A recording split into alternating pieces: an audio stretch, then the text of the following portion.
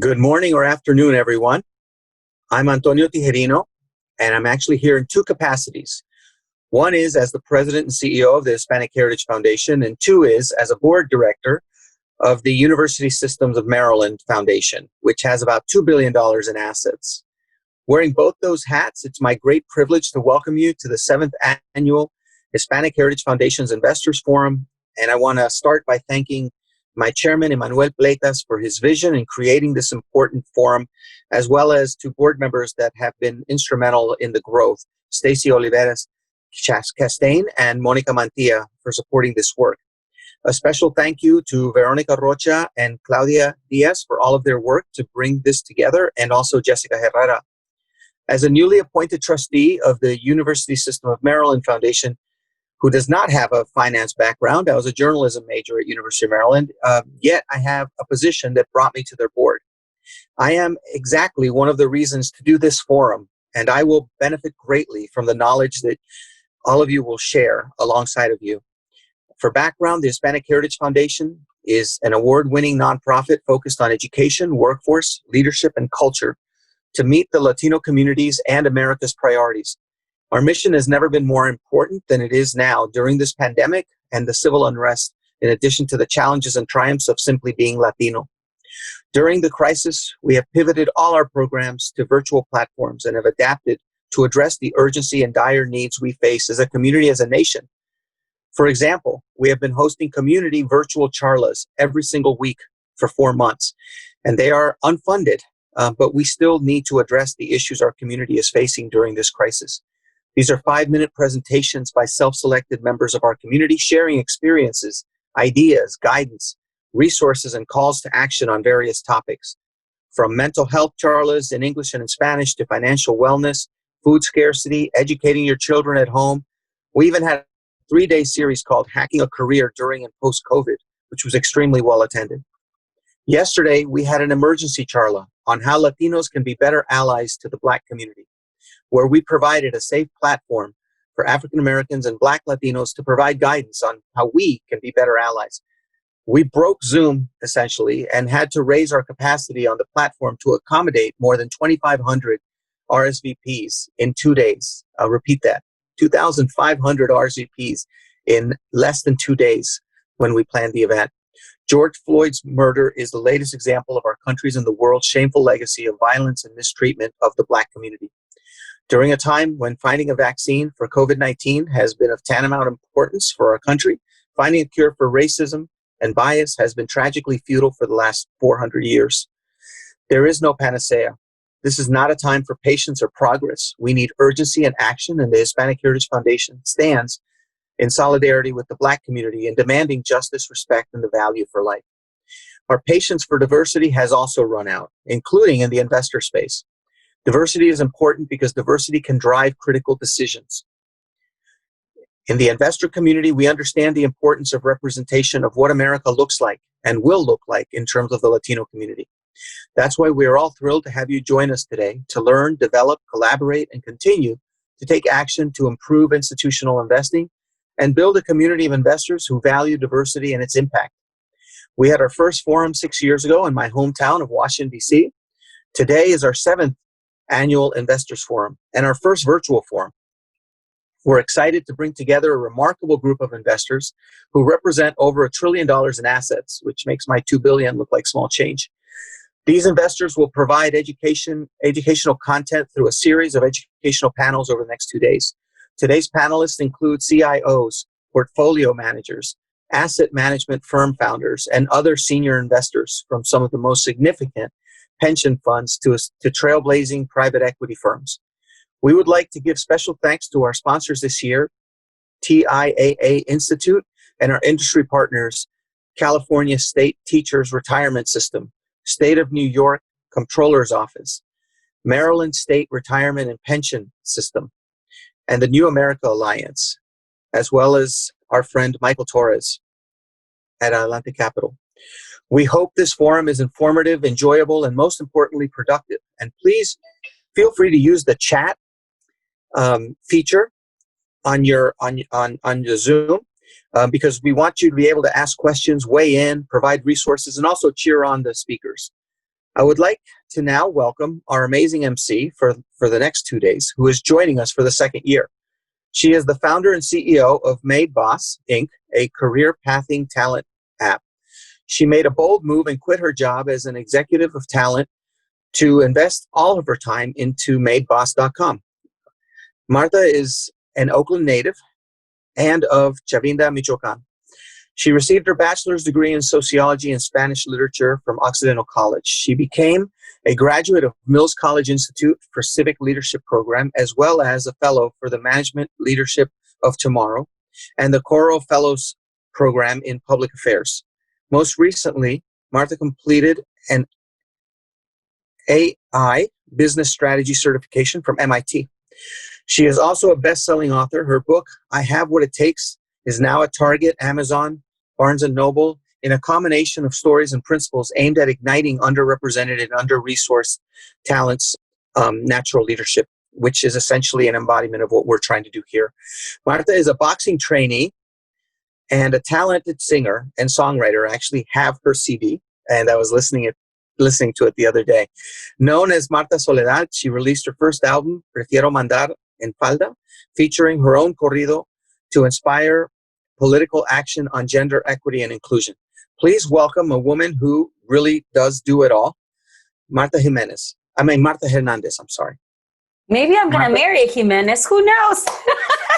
Thank you, Antonio. Good morning, everybody. It is a pleasure to be back into the Investors Forum again. So I'm really excited for the opportunity to join you.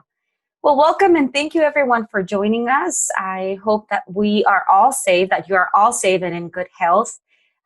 Before we get started, I would like to go over a couple housekeeping rules, although Antonio already mentioned a couple that are important, but to keep the forum smooth as possible.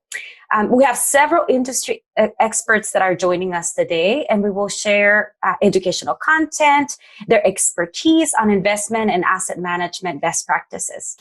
As Antonio mentioned, we will have a Q&A session at the end of each panel.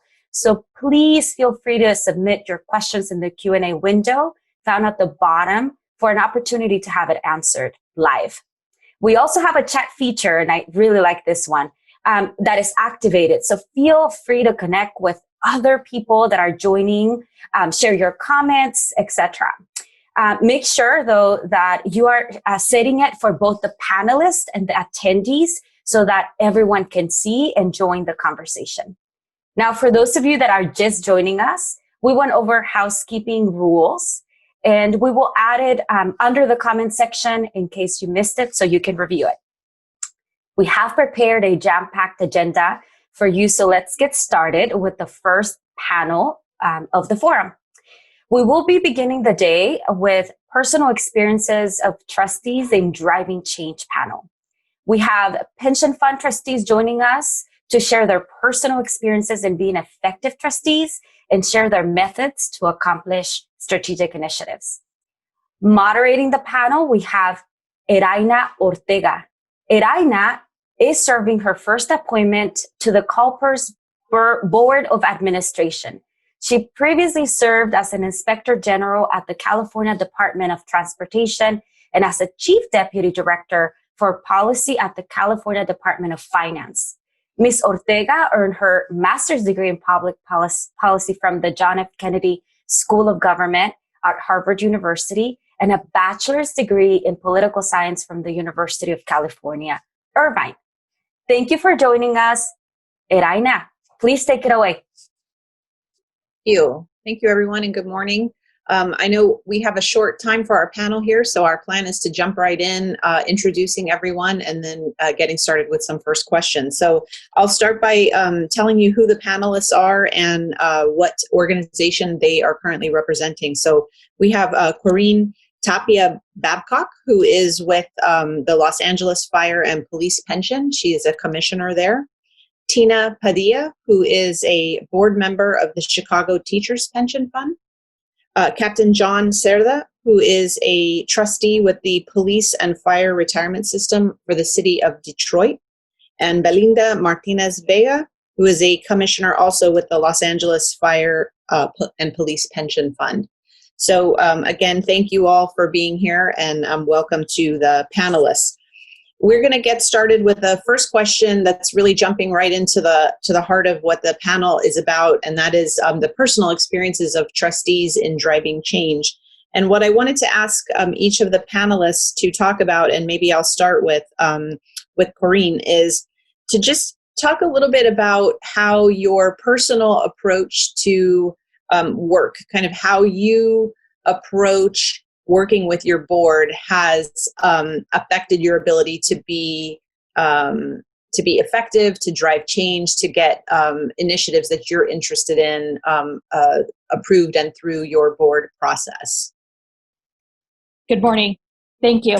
I appreciate everyone that's on today joining us virtually. So for me, I've been on this board for over 6 years. I want to also thank Anna Guerrero, the Chief of Staff of the Mayor's Office, Mayor Garcetti, who approached me almost 7 years ago to take on this role and to put me at the boardroom table. For me, driving change has really come from coalition building. For myself and Belinda, we are joined by 5 appointed, which means those are appointed by the mayor, and 4 who are elected. 2 firefighters, 1 retired, 1 active, and 2 police officers who are also retired and active. For us, we are a strong board overseeing almost $24 billion in assets. We don't always agree, but when we don't, it's very respectful. And again, it just really comes back to what it is we want to drive, what changes we want to make. Of course, our fiduciary responsibility comes into play into that. And it's really looking to join each other when we need to and debate healthy. Thank you so much, Corinne. And we'll hand it back to you, Irena, to ask the next question to the next panelist, please.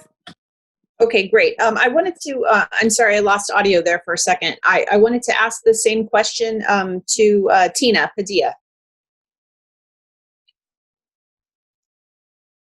Hello. First, I want to thank the Hispanic Heritage Foundation for hosting this investor forum and the opportunity to share my thoughts and I want to my thoughts and learn from this distinguished group of trustees.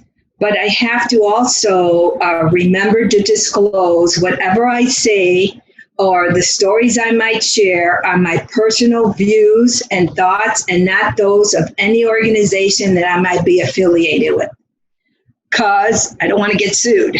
So I just want you to all disclose that up front. One of the things, we, as far as a fund itself, I believe we are the gold standards of giving minority women, minority veterans an opportunity to show or showcase what they can do for us as investors. And that's our first Fridays that is available to everybody and anybody that wants to join us. It's an open door policy, the first Friday of every month. If you want more information on how to get into the first Fridays, you could contact me offline or contact the fund. But our first Fridays is something that is causing change. But personally, what I want to do and to change the basically the culture, the way funds, a lot of funds are working now. When we had that meeting, I heard one of the trustees say that, we're not investment professionals, but yet, we're doing this work. And in my area, I'm dealing with teachers, administrators, and clinicians' retirement savings. This money that we are investing for my constituents is our deferred compensation. And so basically the way we speak in the board, the way we communicate with each other, like respectfully, and what I'm saying about respect, it has to come both up, down, and vertically. So that's one thing that's very important to me and creating change. The board governance is very important. Why? These are questions that I ask, and when our consultants or any of our managers come in, I ask them why does finance have to be that complicated? It shouldn't. It's not that complicated. And when they start making it opaque, trustees have to ask questions.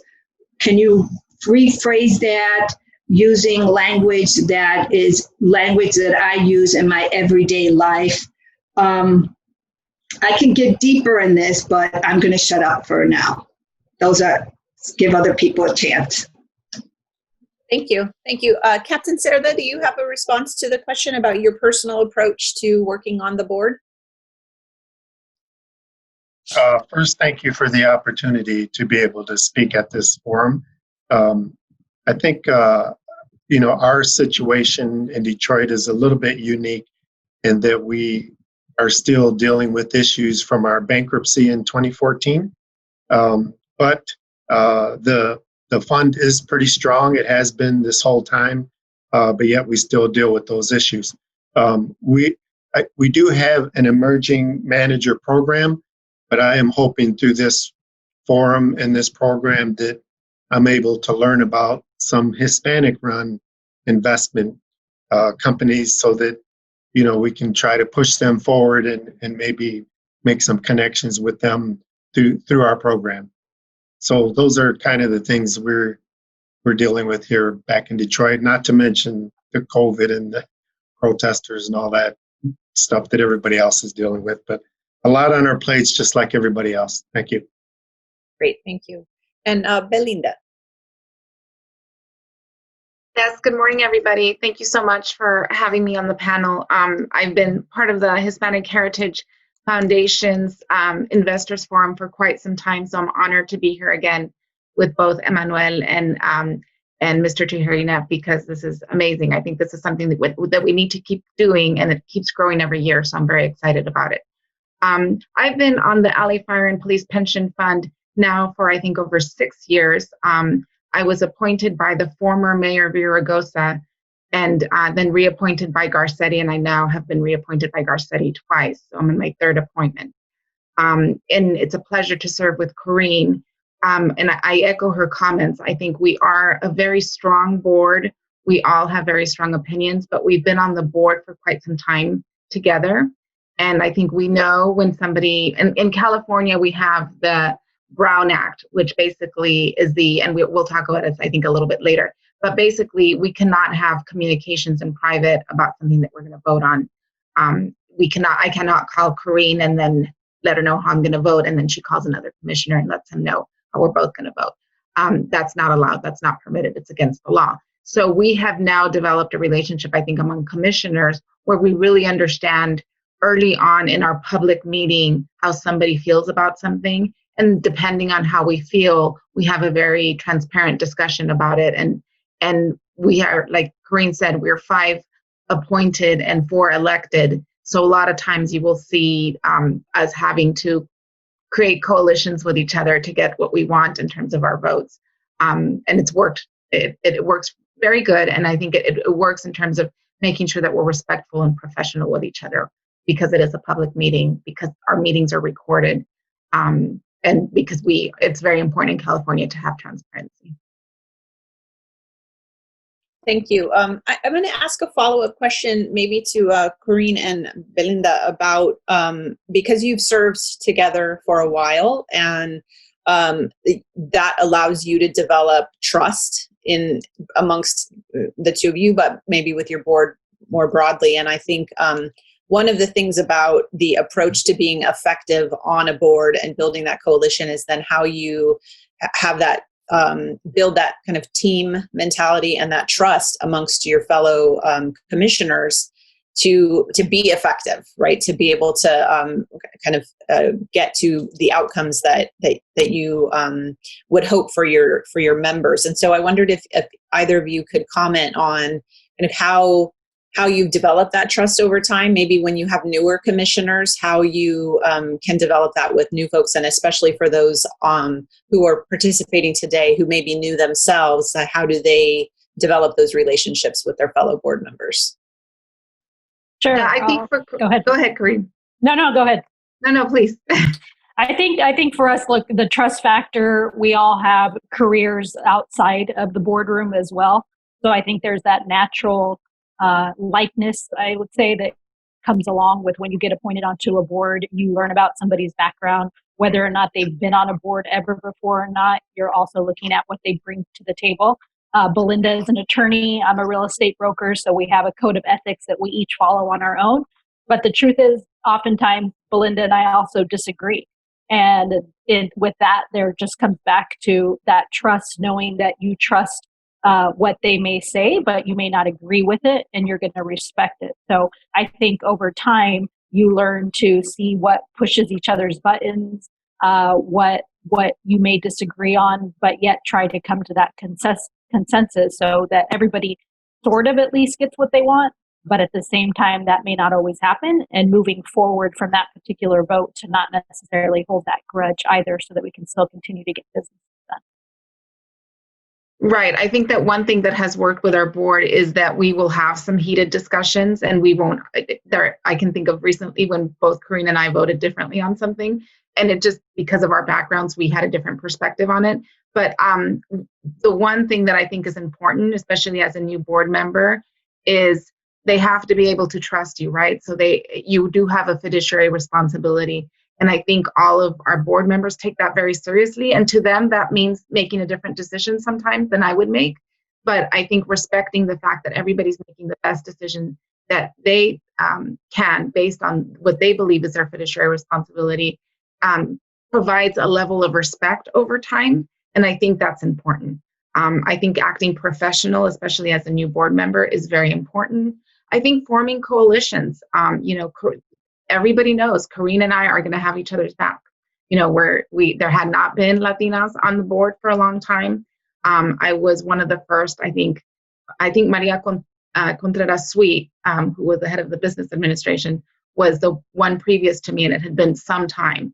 And then, like Karine said, we have a great deputy director of the Garcetti who made sure that there was diversity on boards among the cities. So I think that is something that has helped. The diversity has helped create different perspectives. I think it has improved our investments for sure. And I think it's created a very healthy fund in terms of our returns. Thank you. I wanted to ask a question, and I think I'll start with Tina on this one, because you mentioned something that I thought was intriguing. I was going to ask a general question about an initiative that you may have championed, and whether you faced resistance and how you approached that. But I thought, Tina, the issue you mentioned about asking people to rephrase what they're telling the board members and maybe speak plainly about something and not having it be so complex. And I wondered if we could start there about whether you've faced resistance from maybe people who are either very, very wedded to the culture of the industry, or really, I think sometimes people can think of their work as kind of you're either you're in the in group or the out group, and if you don't get it, then that's not their problem. So I thought, Tina, maybe you could start with, did you face any resistance when you asked those questions, and kind of how have you handled that resistance when you're looking for those kinds of changes from the folks appearing before you? It is a constant question or request to my managers and to our consultants and staff, that I have to remind them that the people sitting on the board, and we're a board of 12, 6 active teachers. We have 2 appointed by the board, and we have 3 retirees and then 1 principal.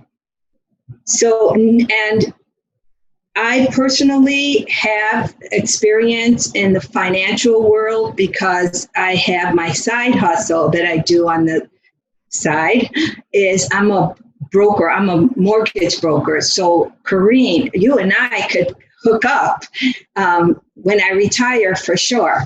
But, and I also have an MBA in finance. This is an area where I have interest in. So it's easier for me to be involved in the conversation at a high level. However, the people who are going to be voting on how we spend our money, and that's something that that's something that is really important, and that goes back to one of the things that I'm trying to do is make change and go back to the essence of and I'm going to speak about my pension fund in particularly, which is the Chicago Teacher Pension Fund, which was the very first pension fund in Chicago and the second in the nation, and was founded by a woman who saw that there was things that needed to be changed, and the power needed to be the power should be amongst the trustees. And slowly but surely, I think this is one way of diluting the trustees' power by speaking at a high level. And again, I understand the reason why people speak at a high level. There's a time constraint, but most importantly, the essence of having the board and our founding mother, who was the person that I'm trying to be true to as a trustee, Jane Addams, she fought very hard for 3 very important pieces to be legislated in our statute and part of how the board should be run. And one of the things is to give the authority to the trustees to make those investment decisions. Yes, we're not experts, so we hire experts. And a trust, the word trust has been out there. You have to build a trust, and the only way you're going to build this trust with your consultants, your staff, and your managers is by being able to have a conversation at whatever level you're at in the investment arena, because that's where we're in the investment. And it's not just investments that we talk about and have to make decisions on. Health, we have a portion of our pension fund that we have for our health benefits. So there's more than just investments. But do I get pushback? Yes, sometimes I do. Again, my belief is that the investment world should not be as complicated as it become. But and I think that one of the reasons it's become so complicated is because that's the opaqueness. We want transparency. How are we going to get the transparency? We need to have them speak in our language. And as a good business person, or we're their client, and you all, we have outside experience. And if I'm talking to my client, I'm not going to talk to my client at a high level if my client is not there with me. I have to meet my client. And is that something that is comes from my experience as a teacher, where I want to make sure that I'm communicating with my students? I see myself as a salesperson in the classroom, and I have to be a very good salesperson because I'm selling mathematics. Nobody likes to buy math. Nobody wants to buy mathematics. So one of the things that I know that this is what I ask of myself. And if I'm not asking it of myself, I wouldn't ask of it of my consultants, staff, managers. Is when you come in to present something, make sure that every person in that arena, board, understands what you're selling. transparency. Another word for transparency. Did I answer your question? Yes, that was great. Thank you. And I'm going to shift to another question just so we can get another one in before we start taking some questions from other participants today.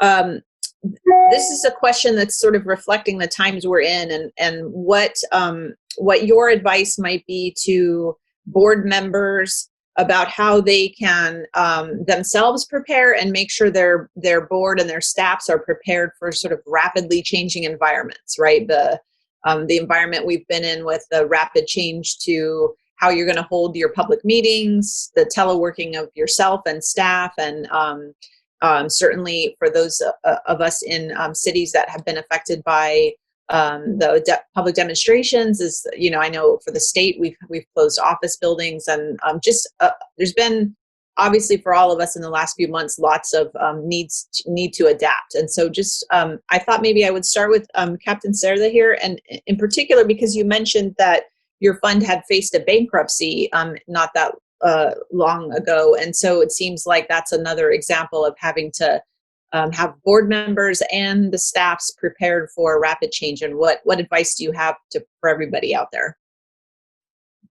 I will start by clarifying that it was the city that faced the bankruptcy and certainly had dramatic effects on our pension fund, but the fund itself was not bankrupt and did not go through bankruptcy, other than what was forced on it by the city's bankruptcy. So anyway, fast forward to this year, I think, we've all faced some unprecedented times with the COVID crisis and now the protesters. And I think we've had to, as a city and a fund, a lot of things we learned as we were going. So I think the technology has proven to be very important, where we might not have thought about it so much before, to be able to do things remotely, to be able to be available to our members. Certainly they had a lot of questions and concerns. Our board itself did not meet for we meet every other Thursday, by the way. So we meet every other week. We probably missed 2 or 3 meetings early on in the COVID crisis before we switched to a Zoom type video board meetings.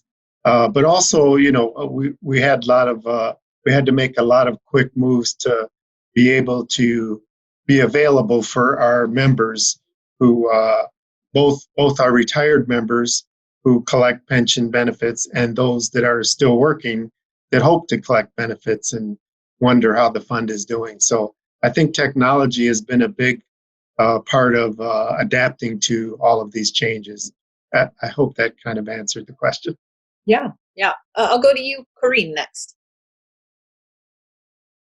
Sure. So we have not missed a beat, with the exception of last week when we were having the protests in Los Angeles. Our general manager decided to cancel the meeting due to our active firefighter and police officer needing to be there during that time on the streets and not with us in the boardroom. We have adapted to using the Skype method. I think what's going to be most important for us is that we ensure the public still has a voice and that folks know how to dial in and get to be part of that. We may see that there may be more public joining us just because it is more accessible doing it this way. However, on the other side of the coin, we're responsible for the money and ensuring that our investments are still made. And I think it's going to be important that we continue to hold our consultants to those same standards and continue to look for that opportunity out there. If I were to ever hear that people still can't seek those opportunities, it would disappoint me. And this isn't a time for them to continue to push things forward without us watching. And I think that's what's going to be most important going forward in this new virtual environment, that we still are able to have those robust, difficult conversations when needed to ensure that change is being made. And Tina, on the same question about the change and how you're, maybe if you have any thoughts about making sure as trustees that you're kind of in touch with what's going on at the staff level of the fund? Yes. What the trustees have been doing, because we have been conducting our board meetings virtual Zoom, virtually, using Zoom. We have been asking for the materials, the board materials, to be sent to us, hard copies. In the boardroom, we actually have board docs where the material, we have it in board docs, but now that we're not there in person, we're asking them to send us whatever was going to be covered, any policies that we're going to be reviewing, or the decks on our investors if we're going to be doing due diligence. We'd like to get them a week in advance, if not sooner, so that we're ready for the virtual. It's just a shift. It's a shift. So we're all getting used to, but yes, everybody is staying involved. Again, we're currently working on governance issues for our fund, our bylaws, our policies. So it's very important that the trustees have time in advance, because we all have jobs, to have the time before we have to actually make the decision on any topic. We just need them in advance. That's what we're doing. And if we need to hold a special meeting because we didn't cover everything that we had on our agenda, we just ask for an additional meeting. We meet every third Thursday of the month. Again, if the materials that were on the agenda, we didn't have time to cover them all because the meeting went a little long, we will stop and then just call for an additional meeting to finish the stuff that we have on the agenda. But really, just making sure what we're doing as a board, as the trustees, making sure that we receive the information in advance so that we could review it. If we have any questions, call staff, managers, call each other. Our governance is a little different. We can actually talk to no more than 3 people together, but we can actually call a trustee and say, do you understand this or don't you understand this? And I think that's a vital part in our governance structure, that we can collaborate amongst each other. Thank you. Thank you, Tina. And Belinda, do you have anything on this point, just about the kind of rapidly changing environment? I think Corinne covered it for our fund. I think the only thing that I would add is, in this environment, I think security was a big issue. So we first went from Zoom, and then we decided Skype Business was more secure. And then the other issue is making sure that the public comment could occur. And so what we've done is we have a telephone line where public comment can come in and call, or they can appear via a Zoom. And we've actually seen that in terms of the people that normally provide public comment, that hasn't changed very much. We still have the same participants. In fact, I think it's easier for people to participate now that we're doing things remotely. So we've actually, in terms of the board, have been very successful. In terms of the staff, I think it was difficult for the city because we serve our members to work remotely. We still have a skeleton crew working in the office because it's important to serve our members, and many of our retirees, it's easier to talk on the phone than do it remotely. Great, thank you. I'm going to move now to some questions that have been submitted from some of our participants, and I'm going to start with the first question is, what is your personal relationship with the investment manager marketplace? Do you take calls or meetings to source new ideas for the portfolio? So I don't know who, if you would raise your hand. Yes, Belinda. I'll take that one because, when I first started as a commissioner and I was on the board, I was, instructed by certain people that I couldn't talk to anybody. And I was very shy about that. So anybody who would approach me, I would say, I can't talk to you. If it was, a conference that involved a lot of funds, I would stay away from that conference and do more educational conferences. But as I've become more, I think, seasoned in the board, I realize that I have a responsibility and that I'm on that board for a reason, to create diversity, to make sure that we bring diversity to Wall Street. And so I now really take the approach that we do need to be proactive. What I do is I will talk to anybody, but I will say you have to go through our consultant. You have to meet their criteria. Good luck. And, if I'm interested, and you sound exciting, I'm going to let them know that. But you have to, you have to be able to provide the returns that we're looking for, and you have to meet the criteria that we're looking for. But I do think it's important to communicate to the public that we are open, we are accessible. And not only that, we are another way for you to get to our consultants, because a lot of times our consultants will say, we're getting back to people. And that's not necessarily the case. And, we have to remember the consultants work for us. And I'll go ahead and add on to that, since Belinda and I are on the same board. The only reason I would not meet with you is if there is an active RFP that you are going after, because that would create a conflict of interest, and I want to be able to vote for you if I find that you are the most capable one for the job. Secondly, our consultants for the private equity space, the Emerging Managers Program, we have both Portfolio Advisors and Fairview Capital. If you need their contact information, please let me know. Those are the folks that you should be meeting with. They have money to deploy. On our real estate side, we have Townsend, and that's who you should be speaking to on that end. And additionally, our CIO, Tom Lopez, is also accessible when he needs to be. So again, if you're reaching out and you're not getting traction with folks, let me or Belinda know, and we'll ensure that happens. I'm happy to have a conversation with you, but ultimately it's going to also start at the staff level and our consultant level. Great, thank you. Captain Cerda, do you have a response on that one? I think for our board, it's a little bit different. We have a 16-member board, 8 elected and 8 appointed.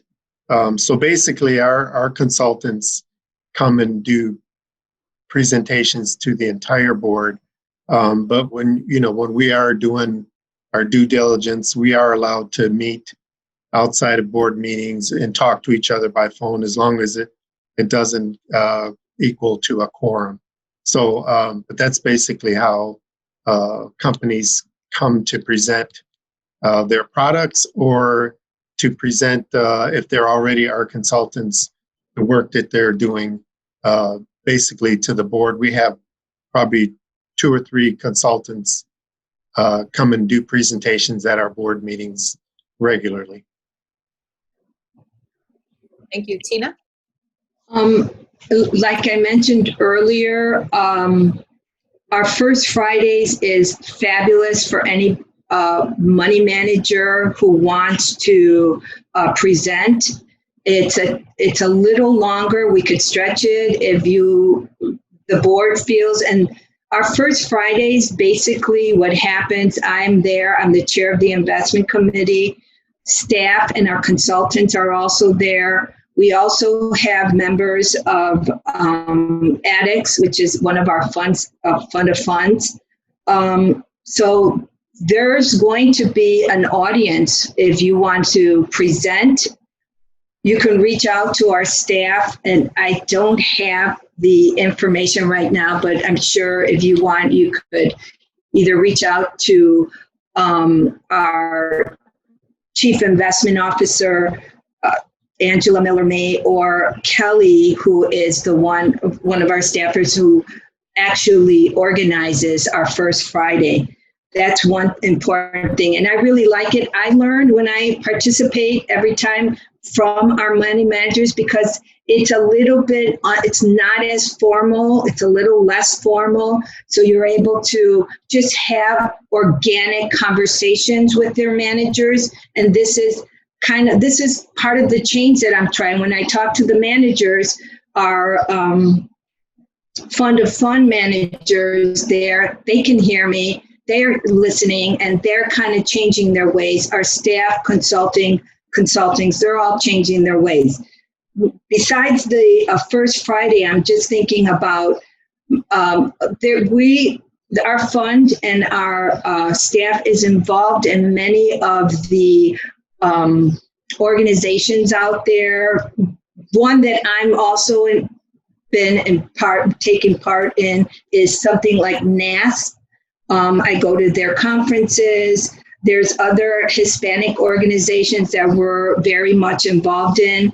And our staff consultants, they go out, they're outbound. They're actively looking for managers that might fit whatever our, if we have an RFP out or if we're shifting our, what we're investing in. So yeah, we're pretty active, we're open, and we love to hear from new, diverse talent. So First Fridays is what the plug that I'm trying to make here. Great, thank you. Shifting to another question, the question is for trustees without an investment background. What resources have you found useful for increasing your knowledge and impact as a trustee? So what are the resources you would recommend trustees take advantage of?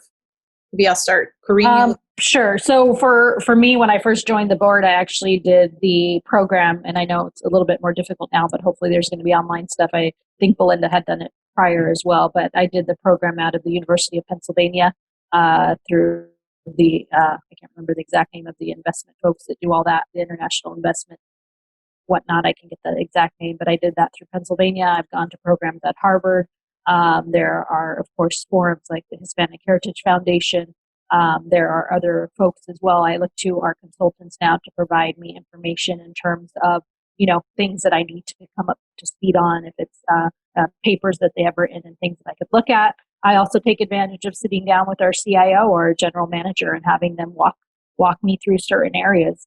As members of a board, we can't be expected to know everything. That's why their staff comes in. That's why we hire the best consultants out there that we can to give us that expertise. So I think it's not shying away from the fact that you may not know everything, whether, it's real estate, whether it's private equity, whether it's healthcare on our end.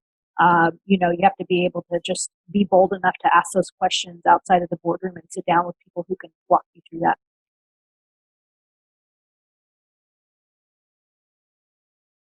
Anyone else on resources different than what Karina's described? Okay, I'll jump to another question. This question is, can you briefly describe the consultant process? Do trustees give direction to consultants, or what does that process look like? So I think it's probably different for all of us on different funds, but if anyone would like to talk about kind of how they interact with consultants to the board, that might be helpful for others to hear. Tina? Well, it depends. Again, when I first came on the board, I had a consultant that was very hands-on, and I was new, so he actually took the time out, and I saw him as my tutor. Whenever I had any questions, if I read the material, I didn't understand it, I can call him, and he would just we'll have coffee, and he'd talk me through the process.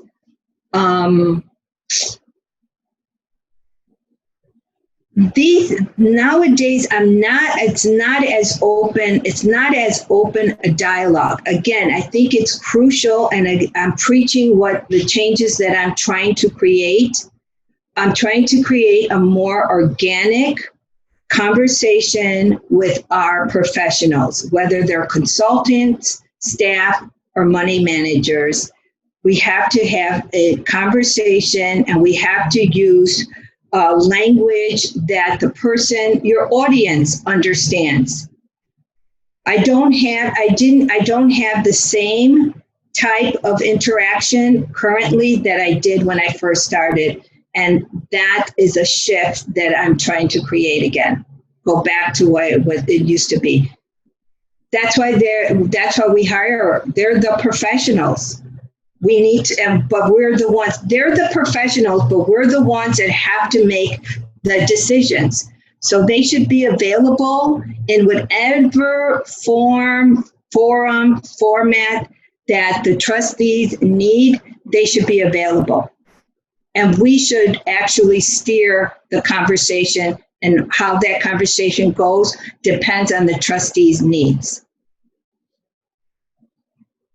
I just want to chime in and take that one step further as well. If you're wondering how do you become a consultant, for us in Los Angeles, you want to sign up for LABAVN, that's LABAVN.org. And that's how you're going to find out where all those RFP come down on, and where you're going to be able to apply, and what business is out there for you to participate on. And that's not only LAFPP, that's Lacers, that's DWP, that's the airport, that's all those places where there are opportunity, but you have to know where to find it. And that in Los Angeles is where it is for us. Captain Serta, did you have anything to add to kind of your interaction with consultants? No, I don't think, not a whole lot, because I think, again, most of our interaction is through presentations that we have our consultants do on a regular basis. So we have a chief CIO and deputy CIO that do most of the day-to-day interaction with our consultants. So that's kind of our setup. Okay, great. Thank you. There's one question is coming in right now. I'm going to ask it quickly before we run out of time because I love it. If you could wave a magic wand to make an impactful change at your organization, what would it be, and what are some of the obstacles? So I love these big audacious changes. Anyone want to jump in on this? I'm going to jump in because we're in the middle of a pandemic. So I just wanted to briefly say we have to realize, because I'm old enough to remember the last recession, and I was a board member. You have to realize that during these times, there are going to be people who are going to push back and say, well, we don't need what we call a specialized manager program right now, or we really don't need to focus on diversity and inclusion because, we're having financial hard times. And if I could wave a magic wand, I would show them that diversity creates better returns. I would show them that companies with more women and more diversity creates better profits, and really help with that pushback. I think my magic wand would push back. Great. Anyone else want to jump in on this? I think in terms of just being able to hold our, by the way, this is Andre Bueno.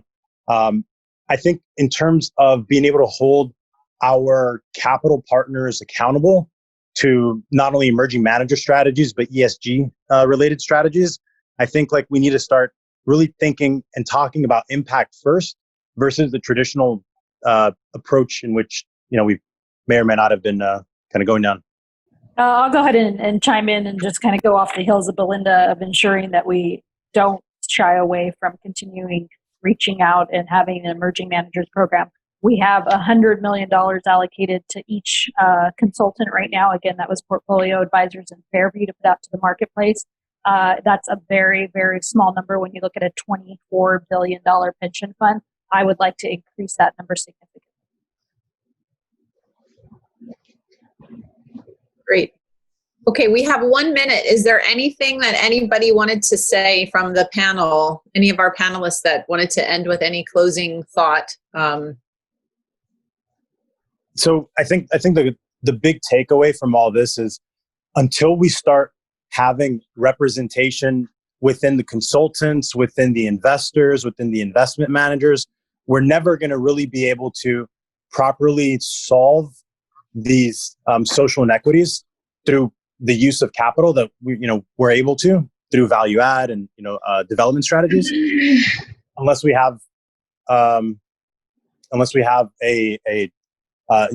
very clearly defined strategy in terms of what we're going to do. It's not enough to be anti-racist.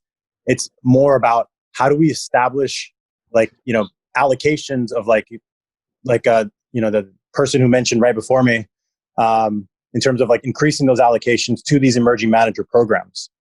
How do we set up transparent goals that are actually measurable and attainable? What do you think?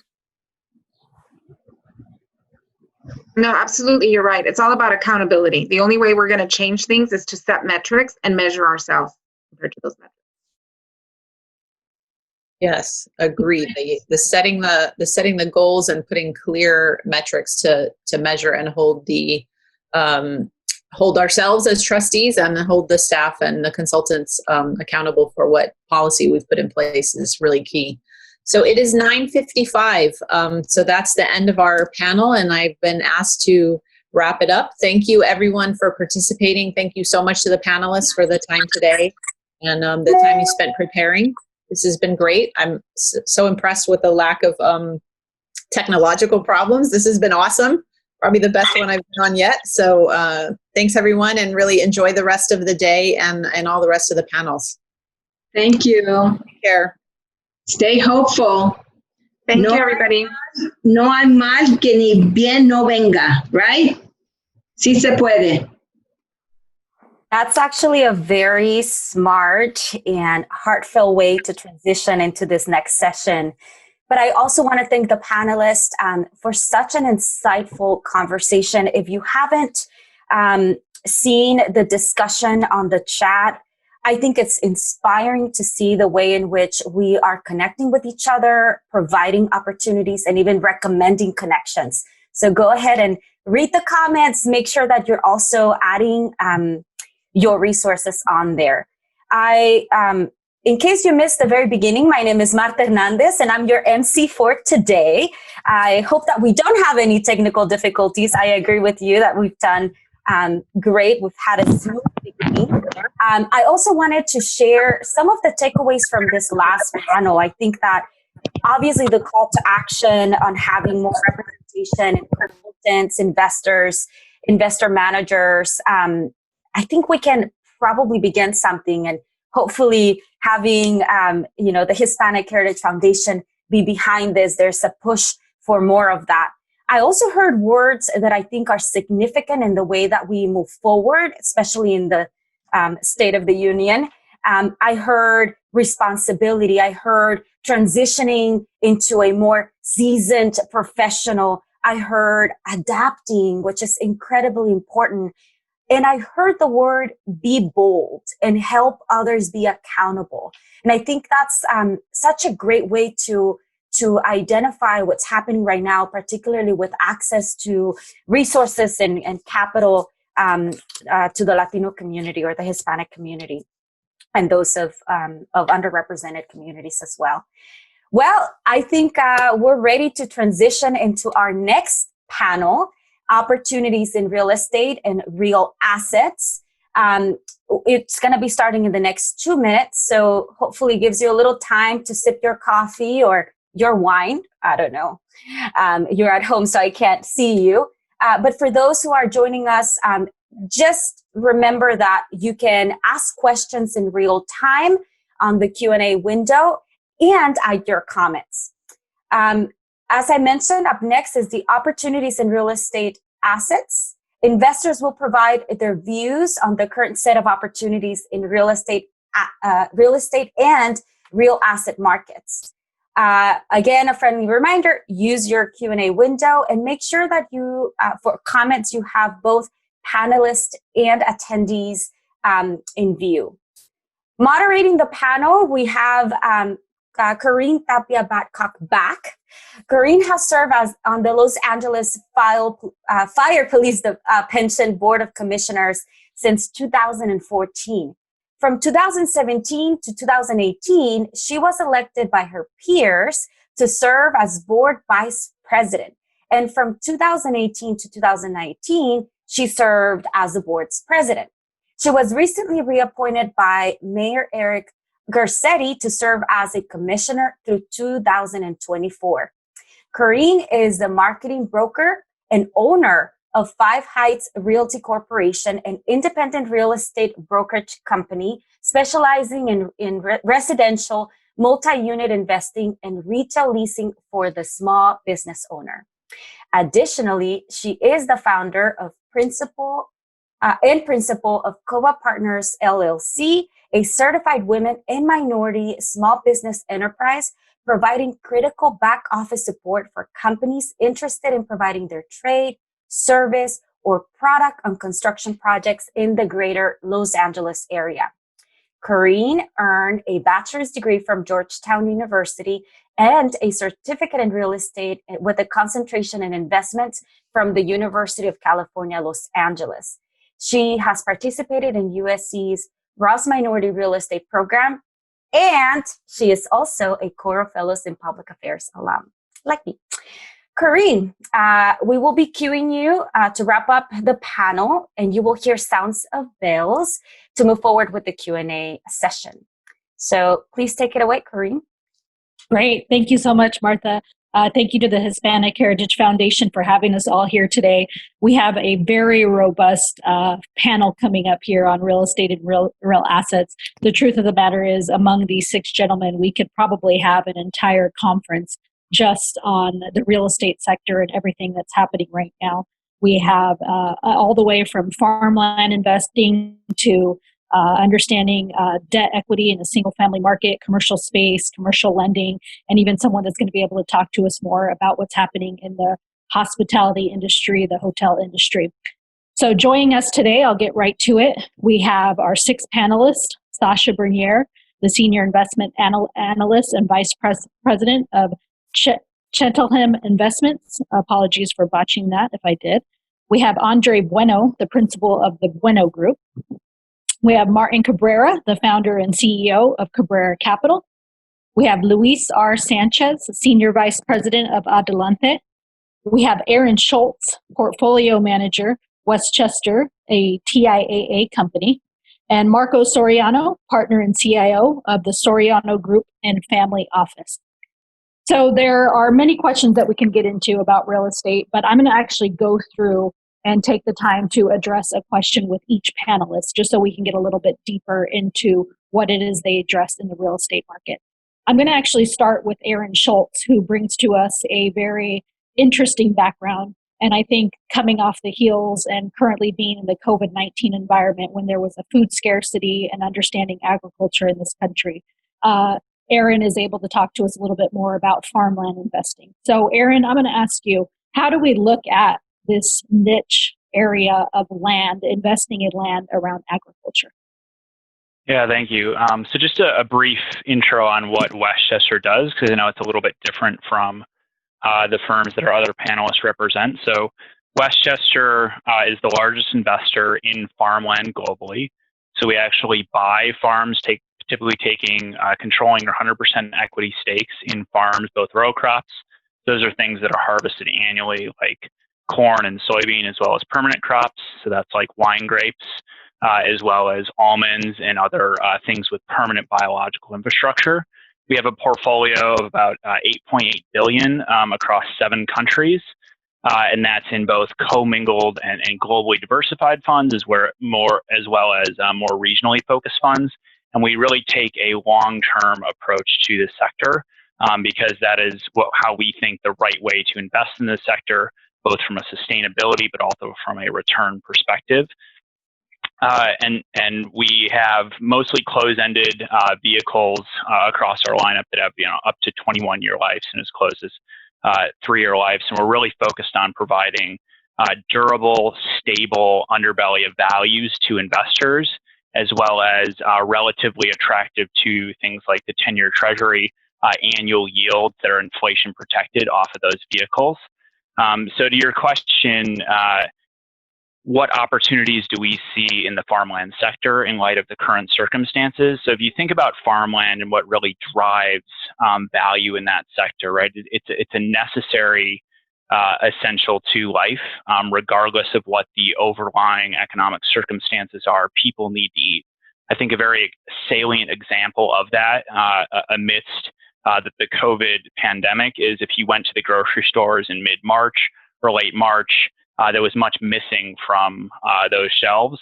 People, it's the first thing they turn to, whether it be pandemic or normal times, is feeding themselves, feeding their families. And so we actually see that come through in returns, right? We've seen a stability of returns through this cycle. We've seen income hold stable, valuation hold stable. We've seen our pipeline expand. And to your point around how this might impact food shortages, so actually what we've seen is at the farm level, fundamentals are still very good, setting aside unexpected weather events. So farm level conditions are very good, but when people stopped going to restaurants, there was actually a reorientation of the supply chain. So if you think about farmers, they are preparing, or food suppliers, when they supply to the restaurant chain, it's a very different process in supply chain than when they supply to grocers or direct consumers. So that shortage you saw was a result of really the just-in-time supply chain that the agricultural complex is built on. And it's really built around maximizing profitability, but it can be disrupted very easily. And so what we've seen is really a reorientation, and we're starting to see a rethinking about supply chains from a really just-in-time to away from just enough to having more security in those supply chains. And we think that that'll result in actually an increase perhaps in long-term demand because it will result in having a more full supply chains and an increase of overall demand on top of those macro factors such as rising population, rising income, and rising health food diets. So I'll stop with my comments there and just see if you wanted me to expand on any. Sure. I'm going to come back to you, Aaron, because this is definitely an interesting conversation. I'm going to go over to Marco just because I think probably the next hot topic is most of us are figuring out how we're going to travel, what the consumption is in the hospitality space. I know that his portfolio has the Queen Mary in that, which we're probably all familiar with, but they go all the way out to Singapore and throughout the world. So Marco, can you chime in and tell us how we should be looking about investments in the hospitality space and some of the challenges and maybe even the opportunity that may come down? We just have to come off mute, Marco. I'm sorry, I thought you were controlling that. How are you? And thank you for having me here. It's a pleasure. As you said, we do have a portfolio of 23 hotels. We started this out back in 2008 during the last economic crisis. We saw it as an opportunistic time because the value of the sector in housing and hospitality went below 25%. In Europe, even lower. So from that time on, we learned a great deal of things. Today, this pandemic offered us another opportunistic situation where owners of these hotels in various capital cities in the U.S. have not measured or not anticipated another type of economic downturn. So we are currently buying hotels in major capital cities. Our next investments are going to be in Nashville, which is up and coming, Seattle.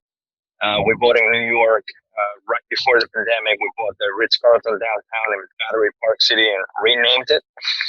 So we're always looking for well-known hotels, like the Hiltons, the Marriotts. That's when we're core markets, core value, core capital cities up and coming.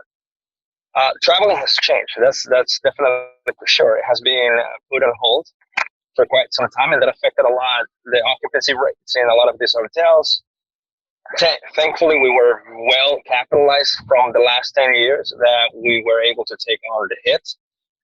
Didn't fire anybody, although you did hear on the news that a lot of hotels had to either shut down or they had to let people go. And we haven't done that. So it's just a statement to be made, because if you didn't make money the last 10 years where the economy was at its best and growing and it's expanding, then there was perhaps something that you should have strategized better. So what we're looking at is the next 10 years. How do we reposition ourselves, double and triple our AUMs? Today we're about $2 billion. We're hoping to get to $4 to $5 billion within the next 5 years. How are we accommodating or adapting? Because these are very important words to say to our client space. Well, starting from the technology that is being used in the hotels for aggregation of information, where somebody has to use a meta search, like Expedia, Booking aren't exactly the best friends to hotel owners. So we're trying to come up with our own concept. So we have a whole brand new platform called Airstays, and that's where we're basically offering 0% charges to booking. When you book your hotels, transportation, your airlines, we, the hotel owners, we take a 20 to 40% cut per booking, and that stops us from really helping the client get that free breakfast, that free drink that we all want. So that's one way of approaching this. The other way is, yes, the social distancing rules that haven't yet been put in place as a norm to hotel owners or the restaurants in your hotels if you're full service hotels. But it is something that we are definitely accounting for or anticipating when that takes place. And that varies legislation to legislation in the U.S. So this is our position right now. There are great opportunities to buy if you are a buyer. If you're a seller, unfortunately, if you can hold your position, then hold it until the market does come back. And we're looking at probably next year, Q1, to start seeing changes of that, right after the holidays, most likely. Great. Thank you, Marco. And I'll come back to you as well as we ask some broader questions. I appreciate your insight there. I'm going to go to Sasha and then probably Dre follow up on the heels of this well, just back into this area. Sasha, you look into the single family middle markets. You're looking for new opportunity. Talk to us about the real estate debt space. If I'm an investor, if I'm a public pension fund, what are you really looking at right now that's interesting? Yeah, so we have the family has a couple of core holdings. Our main core is that we've been building primarily multifamily in New York for about 75 years. And New York is a very difficult market to get visibility on, not only because we were hit by COVID pretty bad. There's just been issues with land pricing being very expensive. We've had the protests, the politics. So it's just been a confluence of things that has been really affecting New York. And so our main goal is usually for the family is to make money while not losing money. So that's really what our main objectives are. And so we tend to stick to first as an asset class that we like is tends to be more multifamily oriented, because people always need a place to live. Historically, that's been even sort of like Mr. Tijerino was saying back in 2008, 2009, 2010, you were able to get good deals primarily because while you knew it was a financial issue with the banks, you were still able to get some type of visibility. Right now, in this market, the struggle that we're having is how do you get visibility, right? So the job numbers, it's hard to really get your arms around it. Why? Because a lot of hotels, for example, they're keeping their staff because in order to get the PPE money, you have to keep your workers on board.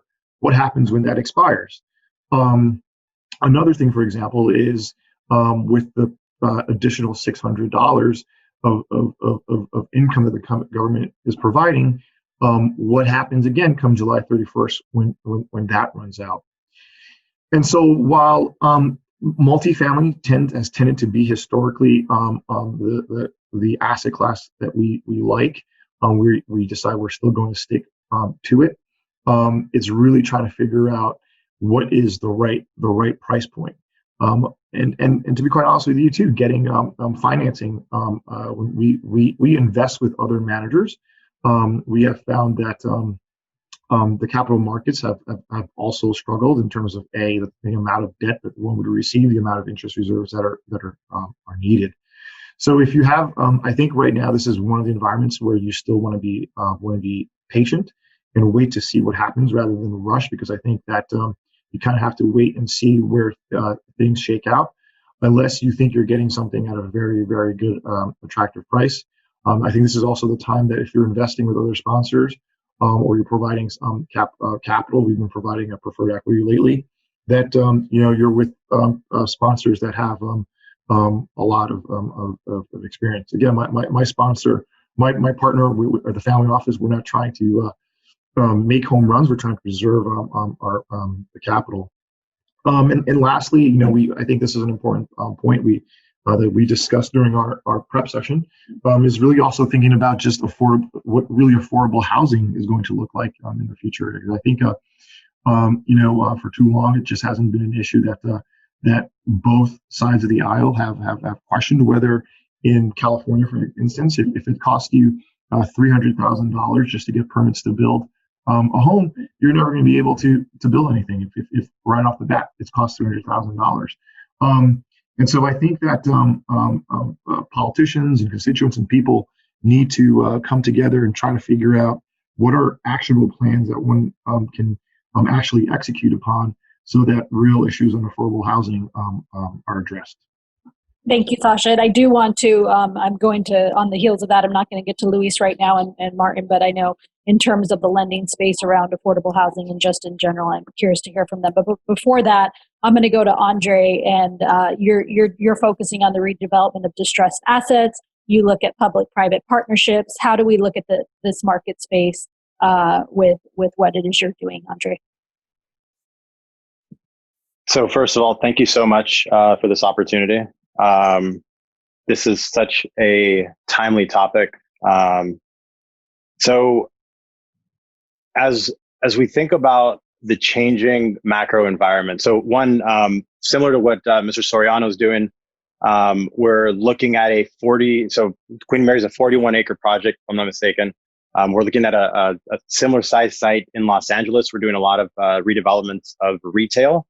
We're partnering up with local municipalities on the West Coast and in the Midwest as well, and really trying to figure out what can we adapt and reuse and really consolidate. We see that there are a lot of inefficiencies with the way that cities have been laid out. To be quite honest, I don't really believe that what we've seen in terms of leadership from the given administrations, it's challenging. So when I think about the affordable housing landscape, I think of how, and this has been really since 2016, how do I do that business where I don't rely on tax credits? How can I structure every single project? How do I double, if not triple, the density of existing assets? How can I adapt and reuse more than actually trying to build from scratch? In the state of California, unfortunately, Sasha, it's actually more expensive than that. When it comes to permitting, we're close to like $400,000, and that it's savage because those are taxpayer dollars. And then what's even crazier, and this is where I guess I'll kind of wrap up this point. I'm an operator at the end of the day. I've been our family's been doing this for 3 generations. We design, build, operate, finance, manage, and deploy technology within our assets. We've had to streamline it because we didn't want to relate or have to rely on public funding sources until we have the entire picture coming together. So before, the traditional model was we would want to approach the city with, here's the property, can you give us access to do these things? Now we're actually doing it reverse. Family office comes in, family office designs the plan, family office front loads maybe things with equity. I mean, where else are we going to put money? But then when we have the actual plan in place, we're then approaching the city and saying, this is exactly what we need, and here's how we need this to go down. And given how cash-strapped municipalities are really across the country, I think we're very persuasive. Great, thank you. All right, Martin, I'm going to go to you. 60 projects, 35 million square feet of commercial space. You advise people all over the country. Where are we on real estate? What is it that Cabrera Capital is looking at in this space, and what should we know? Sure, Corinne. I know we've had kind of the teams have over 4 funds and $3.5 billion in projects. I think right now one of our biggest projects is here in Chicago. It's a mixed use. It's about 700 units that we'll be developing, also with commercial. And to Andre's point, kind of we had to work and partner up with one of the municipalities, the Chicago Housing Authority, for their land. So it's about 36 acres that we're redeveloping. But also knowing that community, and it's predominantly Latino community, also kind of a portion African American community and Anglo, but also bringing kind of some of the needs, listening to the community, because the community uproar can be devastating to a project. And when you're looking at real estate, kind of time is money. So we are looking to bring in some of the needs for the community, and also just being creative, knowing that with the affordable housing issues, municipalities have to be creative. They have to kind of contribute some of the land, giving subsidies as well, so that it makes the project work and you can pencil it out. I think, even looking at some of the other creative ways of, for our project, we looked at some electronic billboards that would help kind of pencil out the numbers. That will make the low income and affordable housing kind of side of the project work. And on the commercial side as well, that you're seeing so much of the density, and you're kind of looking at how do you take advantage of those opportunities. Even though that's here in Chicago, but also in the LA County area, where we're looking at about 3 other projects. And, we look to team up with some of the local sharpshooters, and knowing the capital stack well, even during the recent times with COVID, as well as kind of the civil unrest that's been taking place over the last couple of weeks, we had to go back to our tenants to make sure that they were still on board and that they were going to move forward with the projects. But they're very committed to it. And it's trying to work with the different municipalities and the cities and states to get incentives to make the projects work. I think when you look at California alone, the demand for affordable housing is going to take us out 212 years. So we will never be able to meet the demand for affordable housing in California in our lifetimes. But the demand is there, and it's kind of finding the right kind of cities that are proactive and are business friendly, that are going to be able to kind of provide the housing component that they want to, but also to work with the developers and the real estate groups to make those projects happen. I think you're seeing it anywhere from community colleges, as they are looking to do more on just on the housing side as well, and having their students, even at the junior colleges and community colleges, stay at their junior colleges to go to school. But you're seeing this demand, and with all of the other social issues taking place, the homeless issues, it's just causing more of a burden on those cities. And it's really trying to find creative ways in working with the cities, the municipalities, and the community groups to make some really kind of well thought out projects kind of work for the community, but also make sure that we're doing well and making money and profits from it too. So I think that's a key thing. And you're starting to see that kind of throughout the country. I think, you have folks from SEIU as well that want to kind of partner up and find ways to be supportive, because they see the issues for their employees that they may be working at, say, LAX, at the Los Angeles World Airport, but they have to drive an hour and a half to get to work and an hour and a half back. And it doesn't make sense. So we're kind of tapping into that market where there's a lot of opportunity, and working well with those cities that are going to be kind of progressive to tackle on some of their issues, but to work with us to make sure that those projects are working and penciling out. Excellent. Thank you so much, Martin. Luis, let's go to you. 33 years in this industry. You've obviously seen your fair share of the markets come up and down. Where are we right now with your space and the commercial real estate market and lending? How do you see all of this playing out in the next 6 to 12 months? Let's go with that number. Easy question. Thanks for that. So yes, I started out my career really on the debt side, but I've been involved in the publicly listed real estate market with Allocate over the past 15 years. Big picture, we provide our clients with access to invest in real estate through the public markets, about a $1.2 trillion market. I think one of the unique things about the public markets is that it provides transparency and daily price discovery for investors.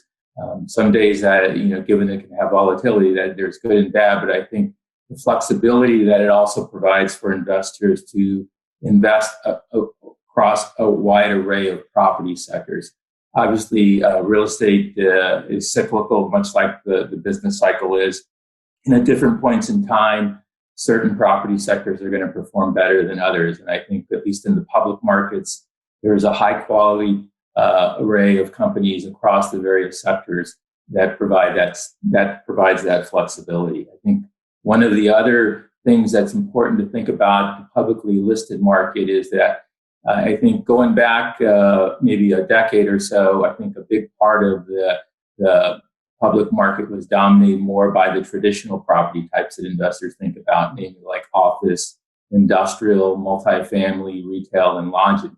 But I think over the past decade, there's a number of new sectors that have evolved that I think provide some unique features for investors to be able to invest in, such as data centers, cell towers, manufactured housing, single-family rentals are a couple of the areas. So in terms of the current market environment and outlook, just to give you an idea, obviously, we have always looked at real estate as housing the economy. So when the economy took a big body blow in March, as we started to get more concerned about the pandemic and started to all experience the shelter-in-place orders, it was obviously a big shock to the economy. And if you look at just as an idea of the public market, in terms of the Wilshire REIT Index, I think is a good composite of the market itself. And that had peaked back in late February, similar to the broader equity market.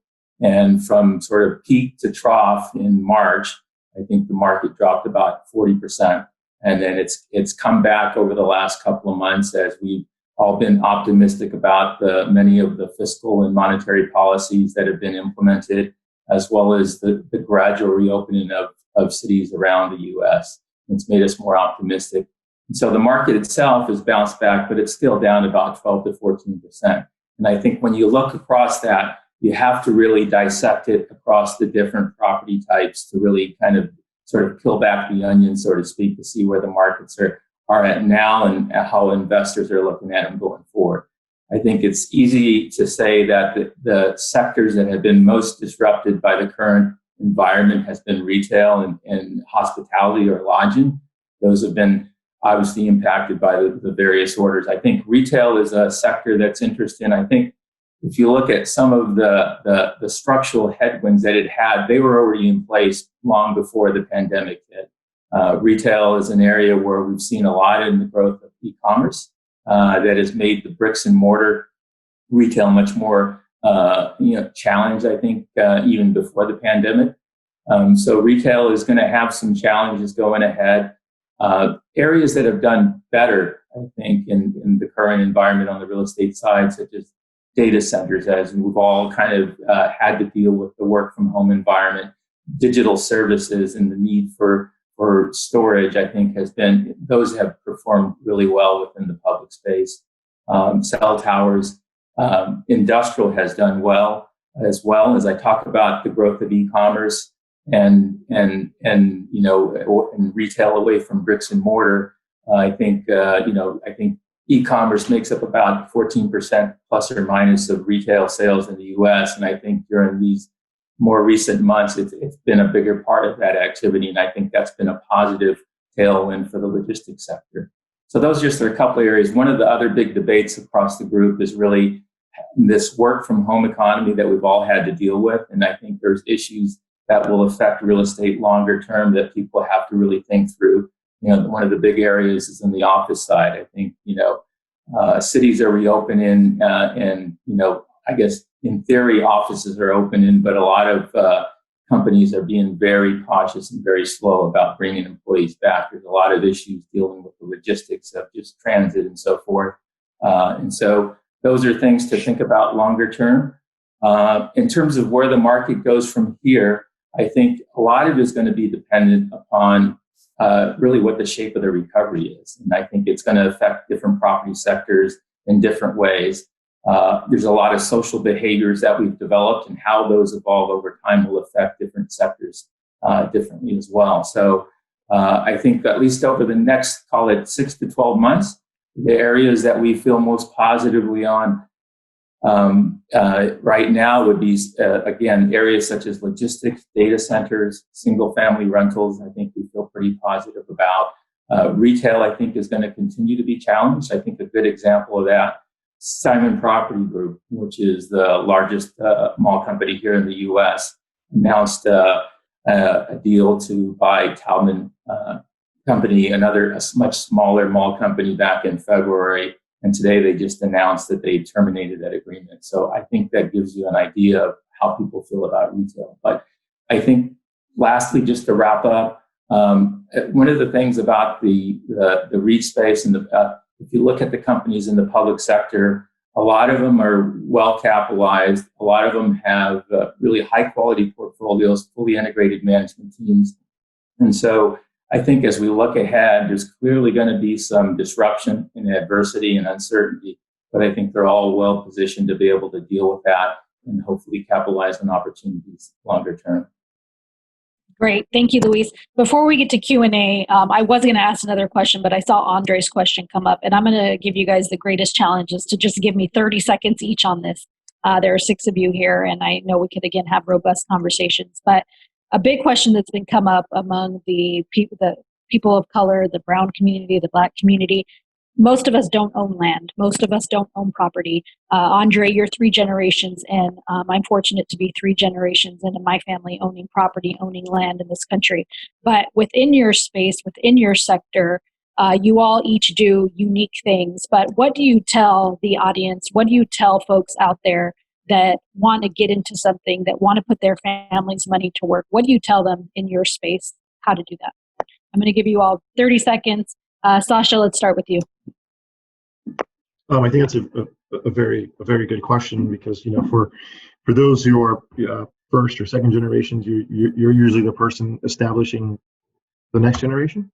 So the best advice is to build a network of people that you are close with, your family and friends, and start off exactly how you say you start off, Crane, is that you pitch in and you buy something together, and you learn it well, and you build a track record. So whether you're starting off with a single family home or a 2-family home, you don't have to start with a massive building. Start with something small, and build that track record. And once you do one, you understand the second one. And once you build the track record and people see that you have some experience in that portfolio, people will come and start giving you money. And it's important to do this, what you're doing right now, which is networking. Organizations such as yourself, I think, will give people the right clues and context to continue building. Great. Thank you, Sasha. Aaron, I'm going to go to you. Agriculture, land. I grew up in Chino in Southern California, about 45 minutes east of Los Angeles. Most of the folks that own agriculture, own land, are not diverse. They're not people of color. We're seeing a little bit more, I think, in the viticulture space. I wish more in the cannabis space. That's frankly not happening. What can you tell us about getting folks into that area? Oh, doesn't look like Aaron's with us anymore. Oh, he was going to be our answer. Let's go, Andre. Let's go over to you.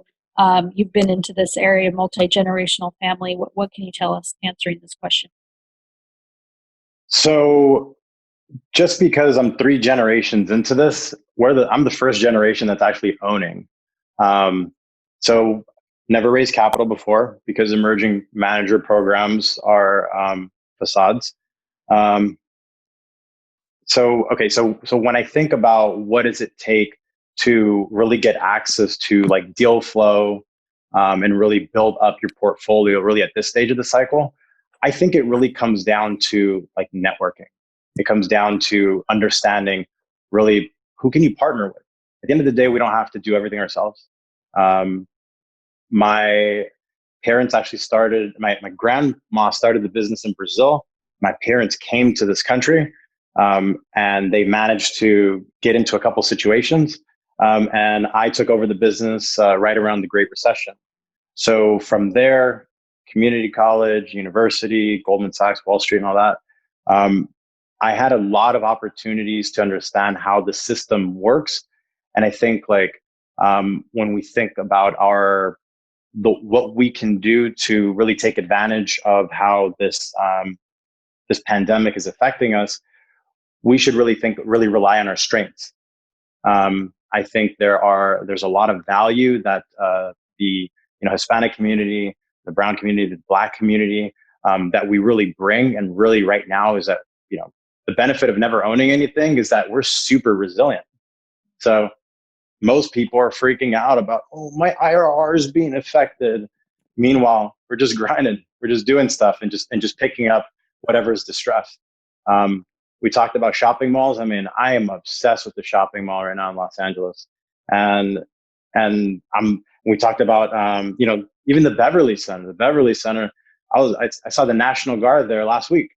So it's a fascinating time. It's super exciting. Being a person of color, I think there's never been a better time for us to be alive. Thank you, Andre. Marco, how do we own hotels? How do we get into hospitality? You're doing all the fun stuff. Yeah, fun. I mean, we've been in the hospitality since the 50s, And when in Spain, we were the founders of the Ritz-Carlton in Madrid. And then from there, I remember as a child working, helping people, whole different generation at that point.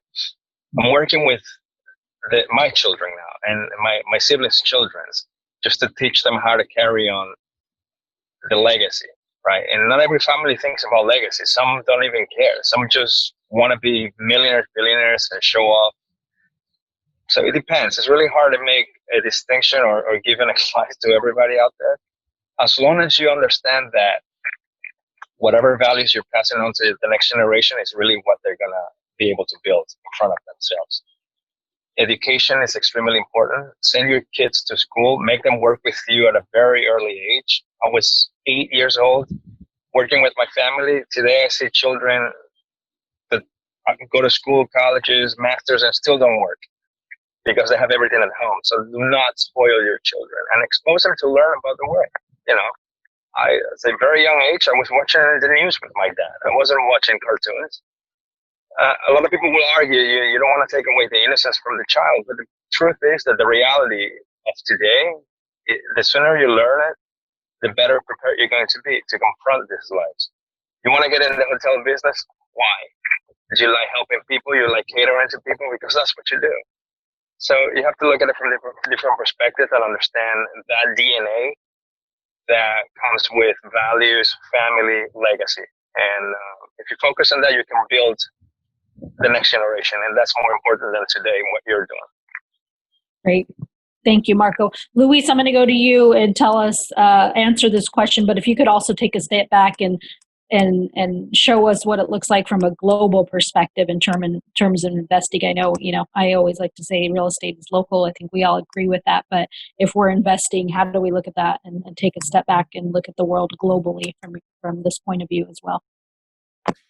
Sure. Well, I think, we actually do have a global strategy within Adelante where we invest across the globe in the public market. And I think a lot of the things that we're experiencing here in the U.S. are similar experiences in the current environment that are going on across the globe. And I think at the same time, I think you always have to be open to differences across different cultures, different countries.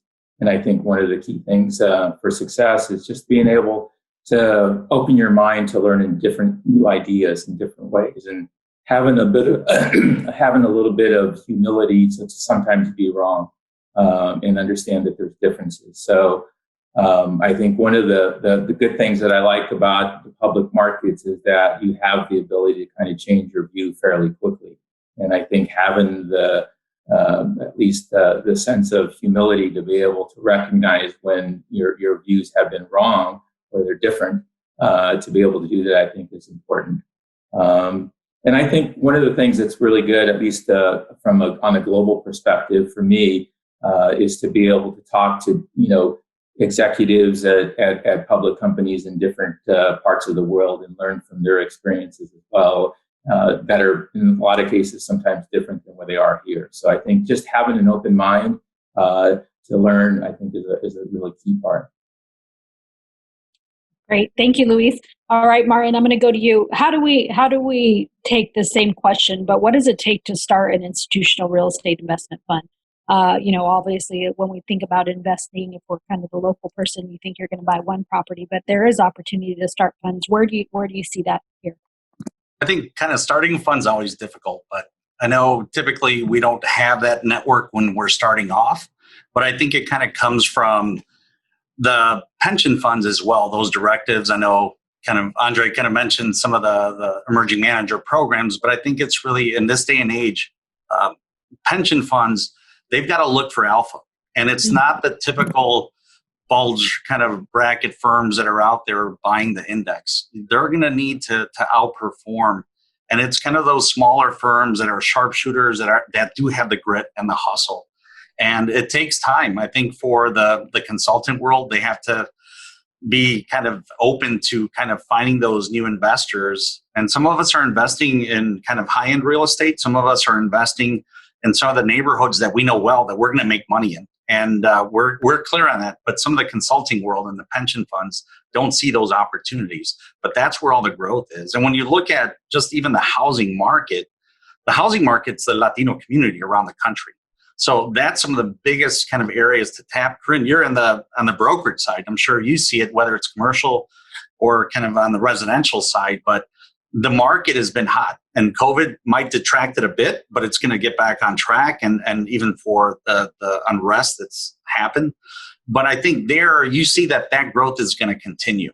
And that's where kind of starting up a fund, for those funds, they need the opportunity from the pension fund and from the consultants, because without that, they'll never tap into the institutional space. So somebody has got to give them an allocation, some awards, to increase kind of their AUM, their assets under management, so that they can grow and they can scale, so that they can go venture outside of California and into Texas, into New York and Florida and Illinois and some of the other markets. But, I agree with Andre. It's an exciting time to be kind of a person of color, because the community so well, and what works, and the density that's there. And for the housing side, it's going to continue to grow. So I think it's extremely exciting, and just for pension funds to tap into that alpha, into those local sharpshooters and those smaller funds that are going to give you the better returns than the bigger funds, the Carlyles of the world and the Blackstones that are just going to be the benchmark. Just to follow up on that real quick, Martin, do you feel that, obviously I have a bias here being on LAFPP, but I won't put them on the spot per se, but across the country, are pension funds looking to places they need, or do you feel that the consultants that are advising these funds are sort of in their own world and we're not reaching out as much as we should? They're in their own world. They have their, folks that they've worked with for the past 20 years, and they're fine kind of working with them, even if they hadn't performed and they're on fund 7 or 8. They're still going to go back to them and then recommend them to the pension fund board. So I think it's the pension funds that have to give direction to the consultants, because at the end of the day, the consultants work for the pension funds. Right. And you have to tell them, this is what we want to see. This is what we want different. And we want to make sure you're hiring great investors, real estate investors. Go out there and find them. Make them work for their money and for their fees that they're charging you. And just to chime in also on the LAFPP side, we have an emerging managers program for private equity, but we for some reason give real estate a pass, and I need to push forward and not allow that anymore, and would love to have a broader conversation about how we make real estate a priority within institutional investing, specifically among LAFPP. We have a couple more minutes. Marco, are you taking any institutional money? Have you worked with any public pension plans? Just curious your experience. No. We used our own money. Debt financing we did work with Bank of America with $500 million that we're refinancing right now because of COVID. So the prices, hopefully the interest rate we're going to get on this is a lot cheaper than what we got before. But you know what? One thing that hasn't been spoken of is diversification. And we keep on talking about real estate. And real estate in our family portfolio, it's about 50%, even though it's $2 billion today, it doesn't represent the whole bulk of what we're doing. So diversification will be the only way to really minimize any type of loss in your portfolio. So if you're looking at things just from a real estate perspective, I think you're aiming at not preserving capital in the long term. And that's from our experience in the last 50 years. Great. Aaron, I see that we got you back on. Are you active? Are you there? Yeah, sorry, my Wi-Fi chose this hour to drop for the first time in 3 months, so I'm outside with an umbrella. No worries. No worries. That. As we wrap up this panel, which, like I said earlier, I believe maybe we can challenge the Hispanic Heritage Foundation to do a whole day just on real estate, because I think it's so important for this time. But one of the questions we had, given the climate that we're in, that people of color often do not own the land that they need to hold in this country. When you're looking at investing, when you're looking, I had mentioned I grew up in Chino. It was significantly agriculture here in Southern California, but in places like viticulture and the cannabis space and just in general land owning, how do you challenge people of color to really get into investing in your sector? Yeah, it's a great question. So the first thing I'll say is agriculture is a very nascent space. It's a very emotional space, and it's still very connected with the operators, and it's one of the last places to digitize and mechanize. So labor, community relations, and investing in those communities is extremely important to the agricultural thesis. Where we invest primarily is with very large scale operators and we do focus on mechanized operations as much as possible, just given those have more steady cash flows, and there is less operational risk in any given year. But how we invest in those communities and make sure that oftentimes the communities of color that we are investing in, whether it be the Delta South or in the Central Valley or in Brazil, where we have a very large portfolio, is we do partner oftentimes with local operators, so best-in-class local operators who don't necessarily own the land, but are building an operations company, which is oftentimes we see a separation of a landowning base. Increasingly, institutions are doing that in actual operations where people can be kind of leaner and meaner in scale and descale, or shrink their businesses more agilely.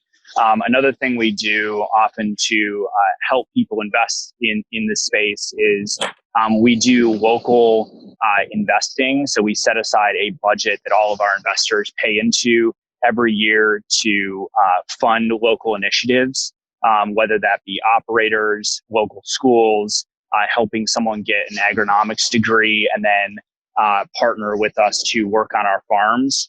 And the final thing that we do, among others, in our ESG program is we fund something called the Nuffield Scholarship. So that is funding people who are in the agricultural space, whether they just work on a farm or they own a farm or they live in a farming community. It's a fully funded year-long scholarship to examine an issue that matters to them in the space, and then they actually present to the boards of our funds on those findings. And we've actually ended up hiring several of those candidates to invest alongside us, one in our Brazilian office, and I believe one in our Australian office, as well as our CEO is actually a Nuffield scholar from a local farming community in Wales. So, great. Well, thank you, Aaron. We're just a little bit over 2 minutes here of our entire panel. I want to thank Sasha, Andre, Martin, Luis, Aaron, Marco for joining me today. Like I said, I know there was so much that each of you have to contribute, and hopefully down the line we'll be able to do an entire forum just on real estate, and I look forward to seeing you all then. Thank you, everybody. Thank you, everyone. Nice to meet you. Thank you, Corinne. Great job. Bye. Thank you. Thank you all. That was insightful. I'm now inspired. I've sent over 10 text messages to my friends so that we can start investing together. I also realized I need to get my child, I have a 12-year-old, into my conversation so that he can start learning the language, so that, eventually we start our legacy. Thank you all for that. We do have a break now. We will have a short 28-minute break, and we'll continue the program at 11:15 Pacific time or 2:15 Eastern time. Please feel free to take this moment to stretch, take a short walk, long walk, whatever you decide, but come back for the private markets panel. See you shortly. Well, welcome back, everyone. For those of you who are just joining, welcome. During our break, we had a behind-the-scenes pre-panel conversation. I'm sure that if the information was significant, we'll probably have that be repeated. But we are officially back and ready to start. I do want to highlight that we have an active Q&A session. And at the end of each panel, we will be submitting your questions so that they can be answered live. Additionally, there's a chat box. I don't know if you've been able to read, but it's also very active. A lot of information is being shared, resources, or any comments and opportunity to connect with each other. That's through the chat box. I do want to remind you to make that chat or whatever comment you make available for both the panelists and those attending to see it so that we can all join the conversation. If you want to learn more about the panelists, there is also information on the HispanicHeritage.org website, so you're more than welcome to also visit. Now up next, we have the Investing in Private Markets panel. We will have private market investors join us discussing the investing landscape and institutional investors continue to allocate more assets to the private markets. Moderating this panel is Henry Jones. Welcome, Henry. Henry Jones is serving his 4th term on the CalPERS Board Administration, second one-year term as president. Prior to being elected president, he served 3 years as vice president of the board. He retired in 1998 from the Los Angeles Unified School District. As chief financial officer, he oversaw LAUSD's $7 billion annual budget. He also headed the Annuity Revenue Fund Board, overseeing the pension fund for 7,000 school teachers and administrators. Henry currently serves as a personal commissioner for the Los Angeles Community College District. He is a board member of the Robert Toigo Foundation, the Pacific Pension and Investment Institute. In addition, he was the state finance chair for the Association of California Schools Administrators, treasurer for the National Council of Institutional Investors, chairman of the Los Angeles Federal Credit Union, business development executive for IBM Business Consulting Services, and principal consultant for PricewaterhouseCoopers. Henry has also served as an adjunct professor at California State University, Los Angeles, and has a bachelor's degree in business administration and finance from the California State University, Los Angeles. Let me breathe now. Very impressive, Henry. Now is the time to moderate the panel. Just want to make a reminder that there will be a bell or bells, the sound of bells, to cue you on when it's time to move into the Q&A session. Thank you all for joining. Okay, well, thank you very much, Martha. And I'm honored to participate in this year's forum, along with 2 of my CalPERS board colleagues, Raina Ortega and Stacy Oliveras. Organizations like the Hispanic Heritage Foundation are near and dear to my heart. I appreciate the ladder of opportunity they provide and the ongoing educational value for attendees like all of you joining us online today, especially during times like when rapid change is taking place. Change is something that we're seeing a lot of these days. COVID-19 is having an impact on our economy like none we've seen before. It's causing all of us to double down on risk mitigation alternative strategies to ensure we weather the storm. And more importantly, it's giving us a reason to look at alternative investment strategies to foster long-term growth while taking advantage of short-term opportunities. That's why we're here today, to talk about the potential of private markets to help achieve investment targets. Historically, private markets of private equity has played a significant role in many investors' portfolios to drive return and provide diversification. As a matter of fact, over the last few years, CalPERS has taken a close look at the role of our private equity strategies that they play in achieving our long-term sustainability. We have 2 million Californians who are counting on us to make sure their benefits will be there for them when they retire, and private equity is part of that solution. Today, private equity has become much more a crowded space. So how can we investors make the most of this private market while also mitigating the risks for the economic crisis we find ourselves in?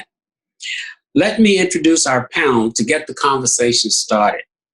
Please welcome Reka Onethon, Managing Director and Co-Head of Impact with Nuvan; Timothy Reese, Founder and CEO of Forge Intellectual Capital; John Carlo Mark, Founder of Upwelling Capital Markets; Dana Johns, Senior Portfolio Manager with Maryland State Retirement and Pension System; Al Himminson, Chief Investment Officer with Parkland Management Company; and Kevin August, Principal Business Analyst with Northern Arizona University. Welcome to all of you, and I'm sure we're going to have a great discussion. So let's get started. Let's start with the impact that the coronavirus is having on the markets and how they are advising investors to respond. So who would like to start respond to that question first.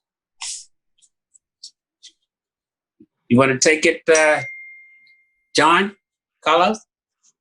Sure, Henry. Thank you.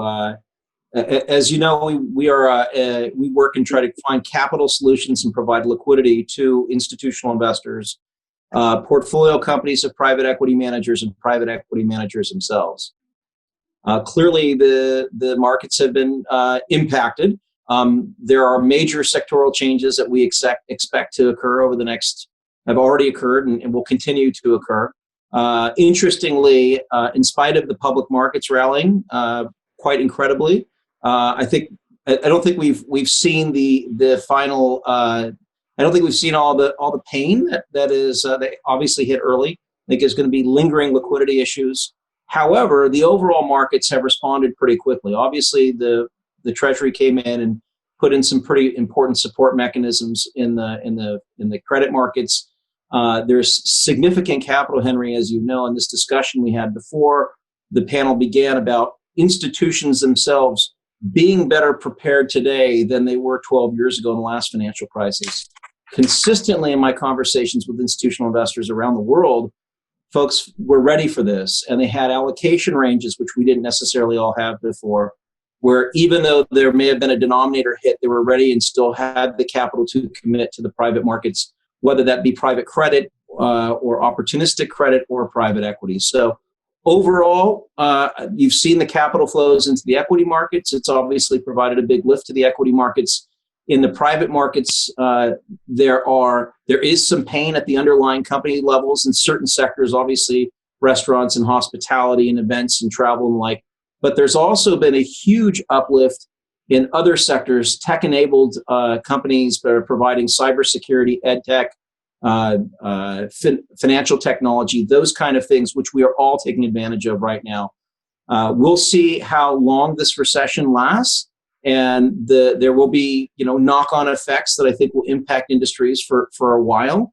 But there seems to be fairly decent stability in the overall markets. Okay, thank you, John Carlos. Well, Kevin, given what John just described and making somewhat of a reference to the overall marketplace, and we know that over $2 trillion has been allocated in the various stimulus packages. So could you share with us your views on what impact that's having and how that's going to impact the market going forward? Okay. With the market going forward, we are working with our client base extensively, communicating with them to discuss where the economy is today, what the feds are doing, the different stimulus packages that are taking place. We're communicating that extensively, and we're allocating the accounts in accordance with how we feel the market may go forward. We do not use a lot of private equity. We are mostly in the secondary market with our clients. And again, we will allocate and diversify the portfolios accordingly. Thank you. Okay, thank you.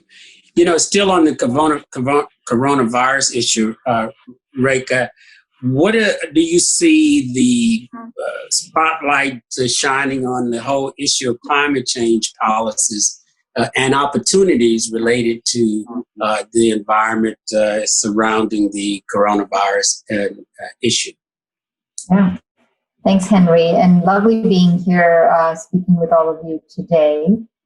So to put in context the opportunity we see coming out of COVID and during COVID, a little context around what it is that we're focused on.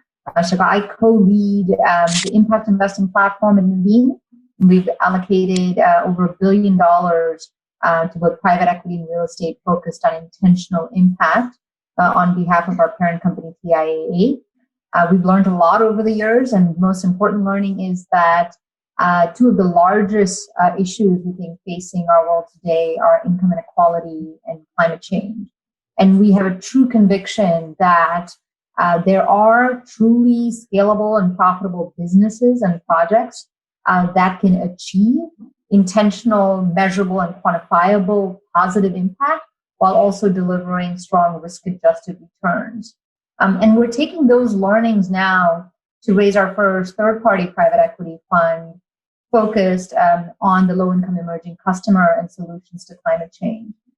So it's a really interesting time from a private equity perspective to be investing today, obviously. Similar to the global financial crisis, we are quite keen on finding the companies that are positioned and going to be resilient in the future. But I will tell you that the themes that we thought were extremely important continue to be even more important in light of COVID. We truly believe that the low-income emerging customer, the working poor in, say, America and the global South, were underserved with accessing basic products and services, things like access to finance, savings, credit, insurance, healthcare, and education. And that continues to be true with the major job losses that we are seeing and kind of inability to have the more traditional form of customer service and acquisition. Tech-enabled models will likely persevere and be able to scale quite effectively during this time. We also believe that we learned a lot about climate change during this time, particularly in China, where the country was shut down for a period of time, and you saw kind of air quality getting better, kind of emissions decrease, and now as the country is opened back up, you see that the pollution has gone back up, greenhouse gas emissions go up. So the themes continue to be important, right? Cities have to become more sustainable. Real estate, agriculture, recycling, these are all themes that need capital for solutions, disruption, as well as services. And so we're quite keen in looking at investing in these themes, taking the learnings from COVID around what business models will probably stand the test of time to scale and kind of capture that customer demand and execute over the next 3 to 5 years as we invest that fund. Okay. Well, thank you for that good explanation. And so, Al, given what Reka just said, can you share what this, speak to us about what you are seeing in terms of opportunities and what allocations are being made and this new visual landscape that we're embarking upon? How is that going to impact the allocations and the decisions going forward? Sure. I guess like many investors, I think we were also positioned with a view of 2008 or 2009 fresh in our memories. So we entered this crisis, fortunately, with ample liquidity, ample cash reserves. We had pre-committed to a number of credit funds around the world doing a little bit different things. And felt, I guess, lucky and maybe a little bit unlucky in that most of that capital was actually put to work in March and April, which is good and lucky for us. That's what it was there for. Maybe a bit unlucky in that it does throw wrinkles into our cash management for the next couple of years. More went out the door than we expected. We're still fine, but we have to be cautious about what we do, or thoughtful, I guess, about what we do over the next couple of years. Some of that capital that went out the door in March and April, I don't think will be out there, not even 5 years. It probably comes back in 2 to 3. So we have to really think through and plan for how we manage our commitments for the next few years.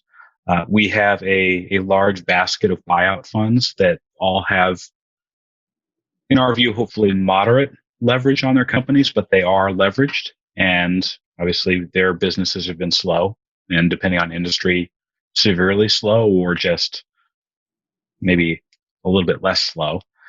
So we're right now, the picture looks optimistic as to how those will play out, but I don't expect all of them to come through this unscathed. Some of them will fail. Some of the companies will fail. Some of them will require more capital. There will be issues that we'll have to deal with. And this event's been very fast moving. The market's basically now, or the U.S. stock market's where it was at the end of last year. Personally, I'm not convinced that the world is in the same good condition it was 6 months ago. So we're looking at a few things, but we're trying to be cautious at this point. Okay, thank you. So Dana, we've heard the panelists talk about some of the challenges and some of the opportunities that have to be implemented during these changing times. So now, what advice would you give to a new startup or first-time manager coming into this private market space? Sure, Henry. Thanks so much, and I'm really pleased to be here. I actually have been talking about this topic a lot in the last few weeks as we've kind of worked from home since early March, and don't really anticipate going back to the office anytime soon, and also don't anticipate traveling actually probably until 2021.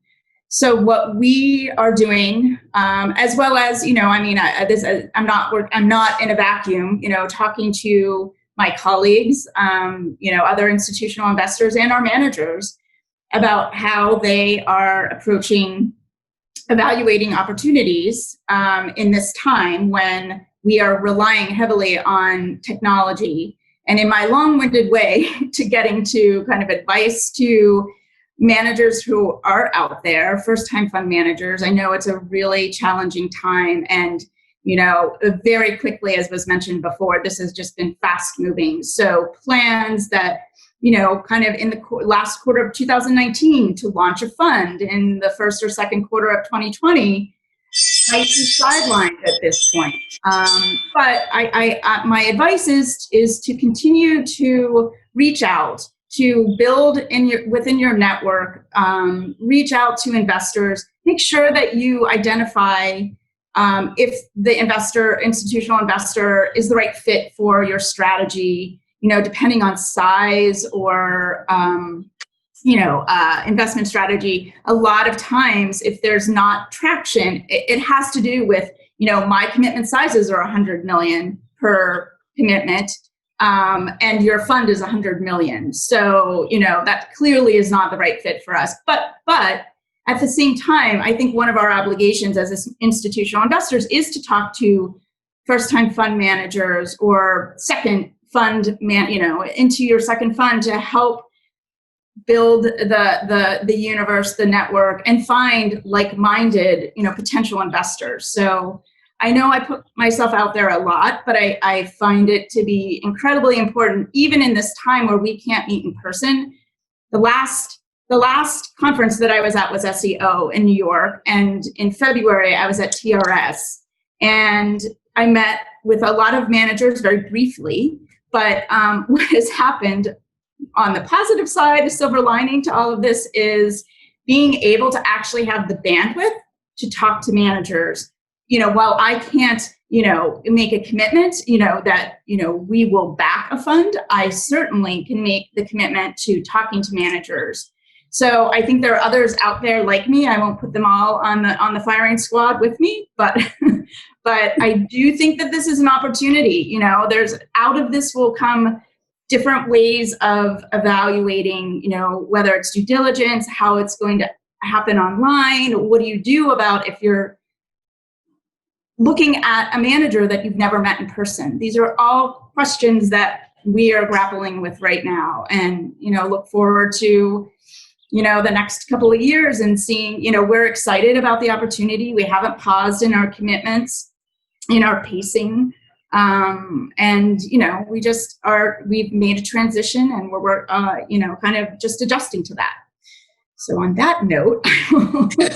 Okay. Thank you, Dana. Okay, Tim, before I call on you, I want to just remind the audience that we will be taking questions from the audience to this, get a response from our panelists. But Tim, now that we've heard, issues surrounding first-time managers, new managers, and even those managers that have been in business for a while, let's share with us what are some best practices moving forward for the future into these private markets. Sure. Well, thank you. And thank you for hosting me and part of this panel. Let me just kind of give a reference to the audience of where I'm coming from. So my background covers both being a manager and then taking public office as a state treasurer of Pennsylvania and being an allocator and then having a direct, being the direct investment manager for a $20 billion global portfolio. So that means I lived on both sides of this issue. And I've been able to be a trustee and sit in the room of our large pension plans and watch how that process happens, as well as be on the other side where these new managers and first-time managers sit and probably have some level of angst and frustration on how do they get into this, how do they get connected to the landscape. So what we do at Forge is we help managers optimize their institutional value from the inside out. So it is an inside out story. And where that begins is, I think for most new managers, the most thing it is that the humility it takes in saying that, you know, I performed at my firm as a top performer. We've been running these strategies for 10, 12 years. Now we're out forming our first firm, and all of a sudden, those years don't count as much as you think they do. They have a story, but they just don't translate into a one-to-one. I remember a long time ago, I used to call that leaving the ivory tower. And it's very humbling once you leave the ivory tower, because everything that you built up around your success and your sense of identity has really been stripped away, and it has a zero, it doesn't have a zero value, but if you look at the experience of your firm, that firm has to build up its experience, the management team, although you may have worked together inside of the firm, now you're, I put quotes around this, now you're married together. And once you're married together is a little different than when you're supported by a larger firm. So what does that look like into some very concrete points? And so when I look at that, the one thing I think about, and it's sort of, as things get new, sometimes it's the old things that really prevail. And we've learned a lot of that through this COVID about what really matters. We always focus, now we can spend time on that. So pitching to me is not just about numbers. When I work with private credit firms, I work with private equity firms, I work with co-investment firm managers. And what I look at is pitching is not just your numbers. If you're if you're a new firm or emerging manager or fund the sponsor, I can guarantee you're not going to raise capital in your first meeting. So what is the purpose of a first meeting? What's the purpose of a second meeting? Because it's not going to happen in a short order. It's going to take a long period of time. And I'm talking specifically for institutional money. Dana outlined what we focus on in terms of size of fund, amount of fund, but also, as she mentioned, pacings are continuing. That means the investment managers that they already have in their portfolio, they're continuing to have a distribution or a cash and investment policy focused on those managers. You're a new manager trying to break into an allocation with a institutional manager. That takes time. So each meeting, every time you get to pitch, if you were at I wasn't at TRS, but I was at the New York Common, I've been at the Teachers Retirement, I travel around the country, and every time you get a chance, you're either going to be in front of a trustee, you'll be in front of a portfolio manager or consultant, that's an opportunity to kind of show who you are.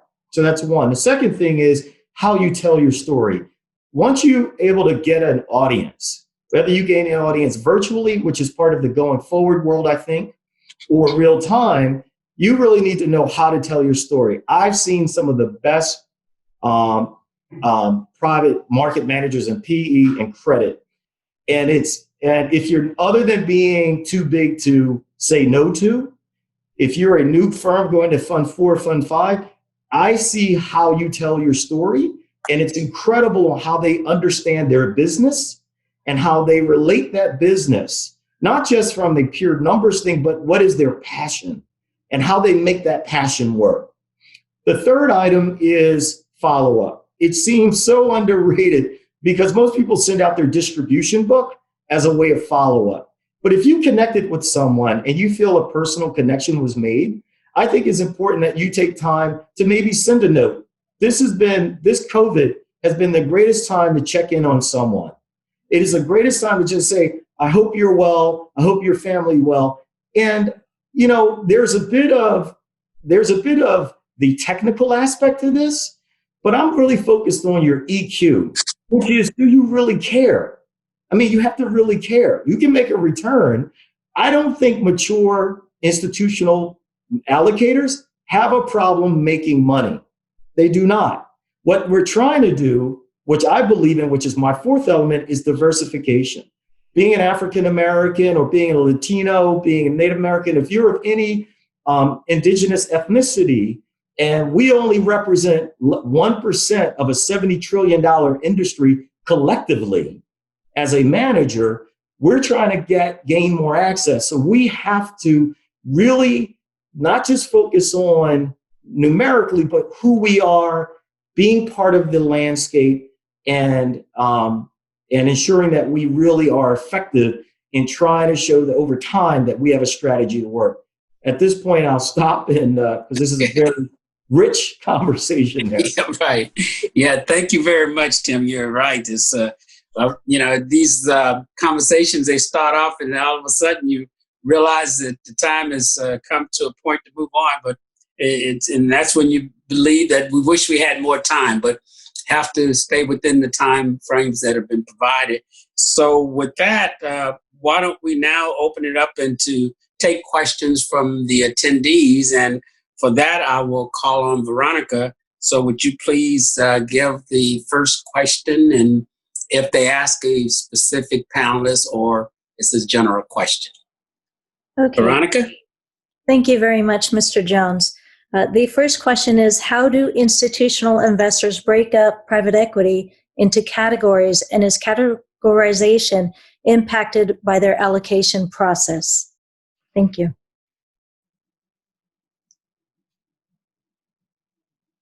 You want me to just kind of talk Yes, about just jump in. Yeah. I mean, well, so Maryland, so to back it up, you know, Maryland's a $55 billion plan. We are broken out into asset classes. So there's, you know, public markets. In Maryland, it's called growth equity. And so private equity and equity are kind of together, although they're very separate teams, fixed income. But within private markets, there's a private equity team, which just focuses on buyout venture growth. There's a private credit team. There's a real assets team. There's a real estate team. Well, actually, real assets and real estate are together. There's an absolute return team. So at Maryland, we kind of, and at the board level, Maryland is unique in the sense that our CIO has the higher fire authority, but our board of trustees, who sit, you know, kind of across the different, you know, represented by different constituencies that, you know, Maryland retirees represent, like teachers, employees, state police, judges, and different municipalities that participate with us. The board of trustees sets an allocation, and within that allocation, and, you know, we're advised by an outside consultant and do a lot of work and research, both, you know, the investment team and the consultant and the board, to come up with a allocation. And then within the allocation that we're given, the investment team then implements our investment strategies. So hopefully that helps with the question. So we don't set our allocations. And then also, you know, kind of to get to the emerging manager and diverse manager, we have a Terra Maria program, which is on the public equity side, managed by our 5 program managers.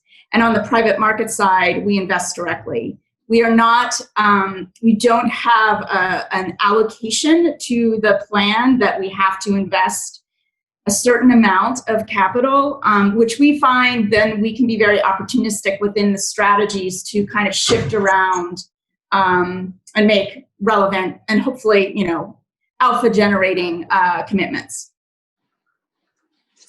Okay, thank you. Next question, Veronica. Actually, if you would like to continue with your discussion points, Mr. Jones, I will inform you when another question comes up. Okay. We did have one question come in, and to remind the attendees, go ahead and put your questions in the Q&A box. The one question that has how does impact private equity achieve market-like returns? They are asking, as institutional allocators, returns are highly important, of course, to institutional allocators, and they would like to know how private equity impact achieve market-like returns. I'm happy to take that. I'll offer a couple of thoughts in here. So, as some context, we're a family office. So basically what that means is we look after the assets of a single family.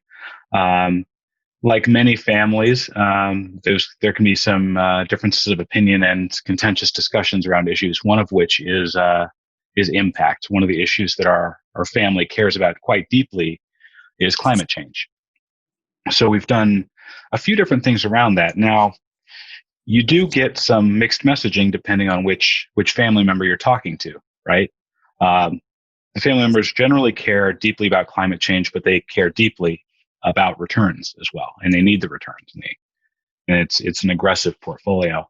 For the most part, I agree with you that most impact investments by construction, their goal is to reduce the cost of capital for companies or for industries. And so what I mean by that is if you want more solar capacity installed in the world, you either have to make it less risky for investors to get a return, or you have to funnel more capital into that space. And by construction, you decrease the return. And if you want less of, say, let's say, if tobacco is a cause, something that you're against, or some other cause, if you withdraw capital from the space, which is part of impact or part of ESG, by construction, you raise the cost of capital to make it more expensive economically to engage in that activity. That naturally changes the expected returns. And in a lot of our projects or a lot of things we've looked at, it's a balancing act for us. We want to put more low carbon capacity online. We want to participate in certain projects. But by construction, the returns are generally lower, and they're harder to achieve in those spaces. So that's our perspective as a family office investor. If I may take a stab at that with a slightly different viewpoint. So in our view, from a private equity perspective, we go into parts of the market and sectors that are typically still facing capital gaps from traditional PE. And it's because we believe that the business models and the business risk, the perceived risk is much higher than the actual risk, which as sector specialists and having our thesis tied to the low-income emerging customer and themes of climate change allow us to play in a growth equity perspective in ways that maybe traditional PE doesn't care to or doesn't want to spend the time doing. So we're happy to play in that space. Our average ticket size is somewhere between $20 to $60 million. And our companies typically are growing from a revenue or kind of a profitability perspective anywhere between 20 to 40% year over year. So these are really fast growth companies. And we are always looking at that investment opportunity from kind of a mutually reinforcing business model. The very nature of what the business does is going to a part of the market that's a huge opportunity that's untapped. And as a result of its pure business activities is generating immense impact. So maybe examples always help. So we invested and led the Series F round in a dynamic glass company that basically makes glass more efficient. So reducing the energy footprint of a commercial building anywhere from 20 to 40%. We invested in that company using the insights that we have as a real estate owner and operator to know that the future of buildings really is to become net zero or carbon neutral, and that's where cities are going. And at some point, while the cost of renewable energy will continue to fall, you do have to think of building materials and management in a disruptive way. And so the time we invested, the company had around 200 projects under their belt. With our growth capital, they're now at over 1,000 projects globally and scaling quickly. And we're able to then attract a strategic investor. But kind of we de-risked our investment through the value add we brought with the wheels of expertise and invested at a time when the business needed capital to grow, but traditional PE was not necessarily as aligned to it. And there's several other investments similar to that, where we actually think there is a role for PE to play to deliver both impact as well as strong financial returns. And truthfully, I don't think TIA, our parent company, would have deployed $1 billion through our team if they thought there was a give up, right? Because they are a fiduciary and have to make retirement savings and income a reality. And so we do think there's a part of the market that both can be achieved simultaneously. Okay. Okay, Veronica, are there any other questions? Yes, thank you, Mr. Jones. To all allocators on the panel, what percentage of all your assets are invested in private equity, and how do you see this changing the percent in the next 3 years? Also, how many allocate to venture capital, and if not, why not? Thank you. Want me to jump in there? So Maryland has a 13% target to private equity. We're currently at 14%. So we're a bit over our skis, despite continuing to allocate into the next year, maintain our pipeline. We do invest in venture capital. I know there's another question on here about how do pension funds, if we want to invest in emerging managers and diverse managers, there certainly is a constraint with managers under 500 million. We prefer not to go through a fund-to-fund structure. That just it's an expensive asset class.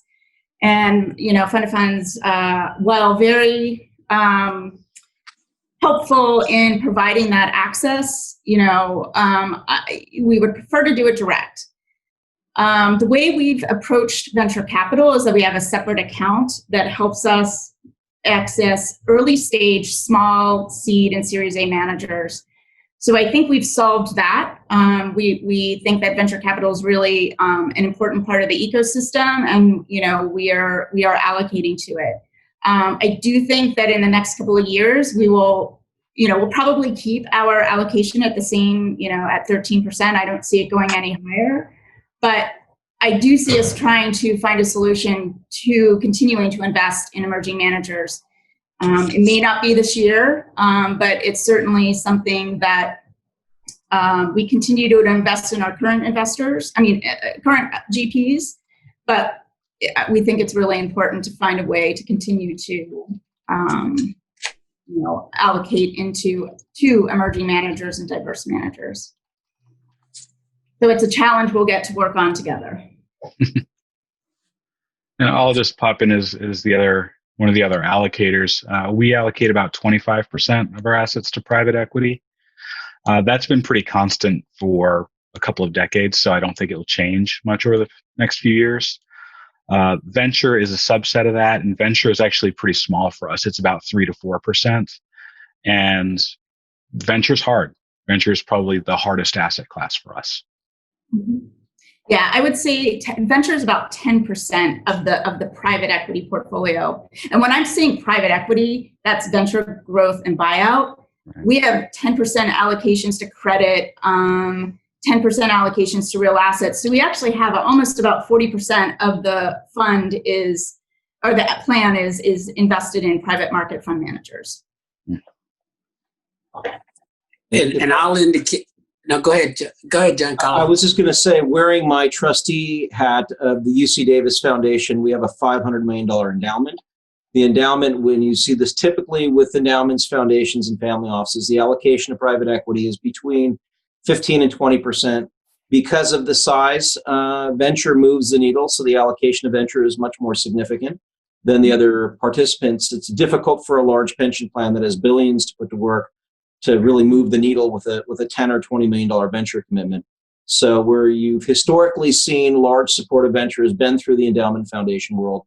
I think you'll continue to see that. If you look at the returns right now in the private markets, major returns have come over the last 5 years from venture capital. Now, sometimes those cycles can be quite long before you see the returns, but certainly what's happening in the public markets, the IPOs that have been hitting the market have really been driven by tech-enabled companies, companies that address the needs of our society right now, cybersecurity, fintech, edtech. So anyway, I think that venture is an important component for people looking for alpha. And if they have the right amount of capital, they can be effective in generating the kind of returns they need by making smaller commitments. It probably means they need to be smaller allocators. What you do see in some of the bigger institutions is they go direct later stage. So they're buying private companies that maybe are deemed venture because they're not profitable, but they're not public, but they may have $1 billion or $2 billion valuations. And you are seeing a lot of big institutions play that market. And I could add that CalPERS target for private equity was 8%, but we have been challenged to hit that target over the last several years. As our total portfolio has grown, our assets in private equity has decreased, and I think it's less than 7%, I think, of the last report I've seen. So we've been challenged to try to find ways to how we can get that allocation up again. And it's important because it's been one of the best performing asset classes over 5, 10, 15, and 20-year horizons. So we're looking at additional ways to increase that allocation in that space. And we're looking at a couple of options, looking at what we call a direct innovation, which would be late-stage investment in tech, life science, and healthcare. And also another one, direct, what we refer to as Horizon, which is a long-term investment in core economies, economy-established companies. So I think that, and that it creates the crowded space because everybody's trying to get into that space, and therefore it becomes a little crowded. But we are certainly trying to get a greater allocation into this space than we currently have. Henry, can I jump in on piggybacking on CalPERS? And during my time there, we did a study where we looked at our portfolio. We bifurcated funds 1, 2, and 3 from funds 4, 5, and 6. And it was clear that those earlier funds outperformed the funds that have been around longer. There's a lot of reasons that go into that. But I mean, CalPERS should be proud of being the first institutional money in firms like ICB Ventures, Clear Lake Capital, was an early investor in Palladium, was an early investor in a Canadian group called Birch Hill. So Tower Brook was another example. So I know there's a lot of institutions that say we don't do first-time funds, but the evidence suggests, and anyone can look at the CalPERS numbers, CalPERS has a history of backing first-time funds, spinning out teams, hungry managers, capable investors, great networks, understand technology, understand the private equity markets. And they truly did add real alpha, and CalPERS has always been a leader in that area. So great. Okay, I think is there time for one more question? I think we're approaching our time to conclude this session. And if there, Veronica? Yes, thank you, Mr. Jones. There is 1 minute left. We have multiple questions in regards to cross-border investments, especially in the given current environment, specifically investments into Latin America and the Caribbean. And the other part is what % of private market allocations are outside the U.S. So if somebody wants to take that briefly. Thank you, Mr. Jones. Okay, thank you.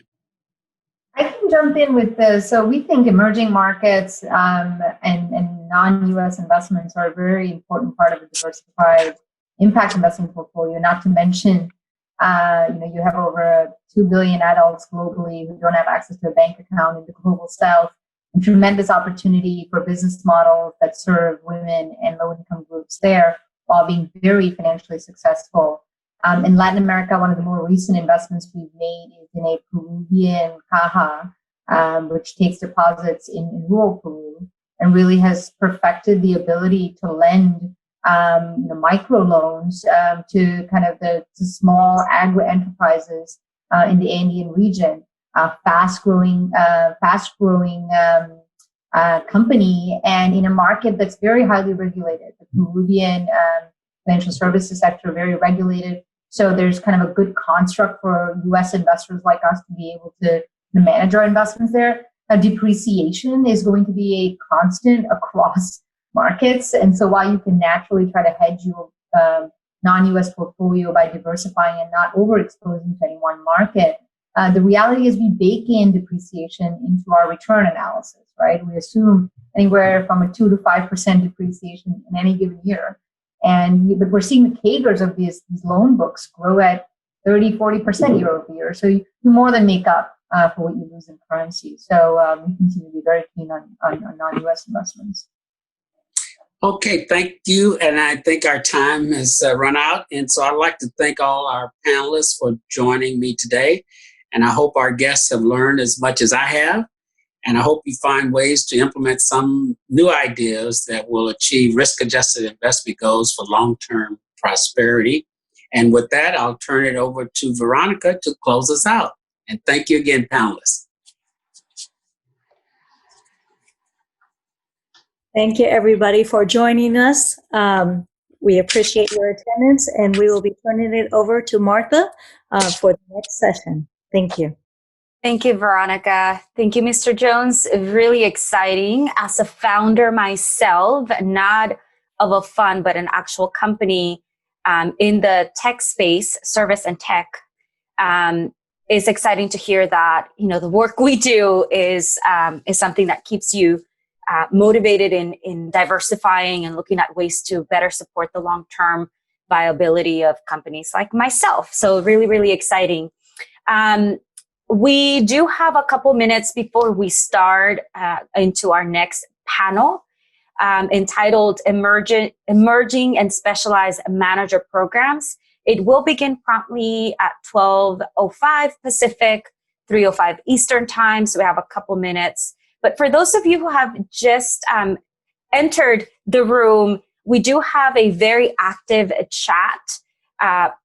If you decide to go ahead and add your comments or even resources, make sure that both the panelists and those attending have access to view so that we can all engage. And also, as I've said in the beginning and throughout this forum, that the Q&A is also an opportunity for you to ask questions live, and we are doing our best to make sure that all of them are being answered. Let's see. Maybe we can go into some sponsorship language. I would like to take this moment to thank our sponsor, TIAA Institute, who made it possible for us to put this platform together. Thank you, TIAA. Okay. Let's see.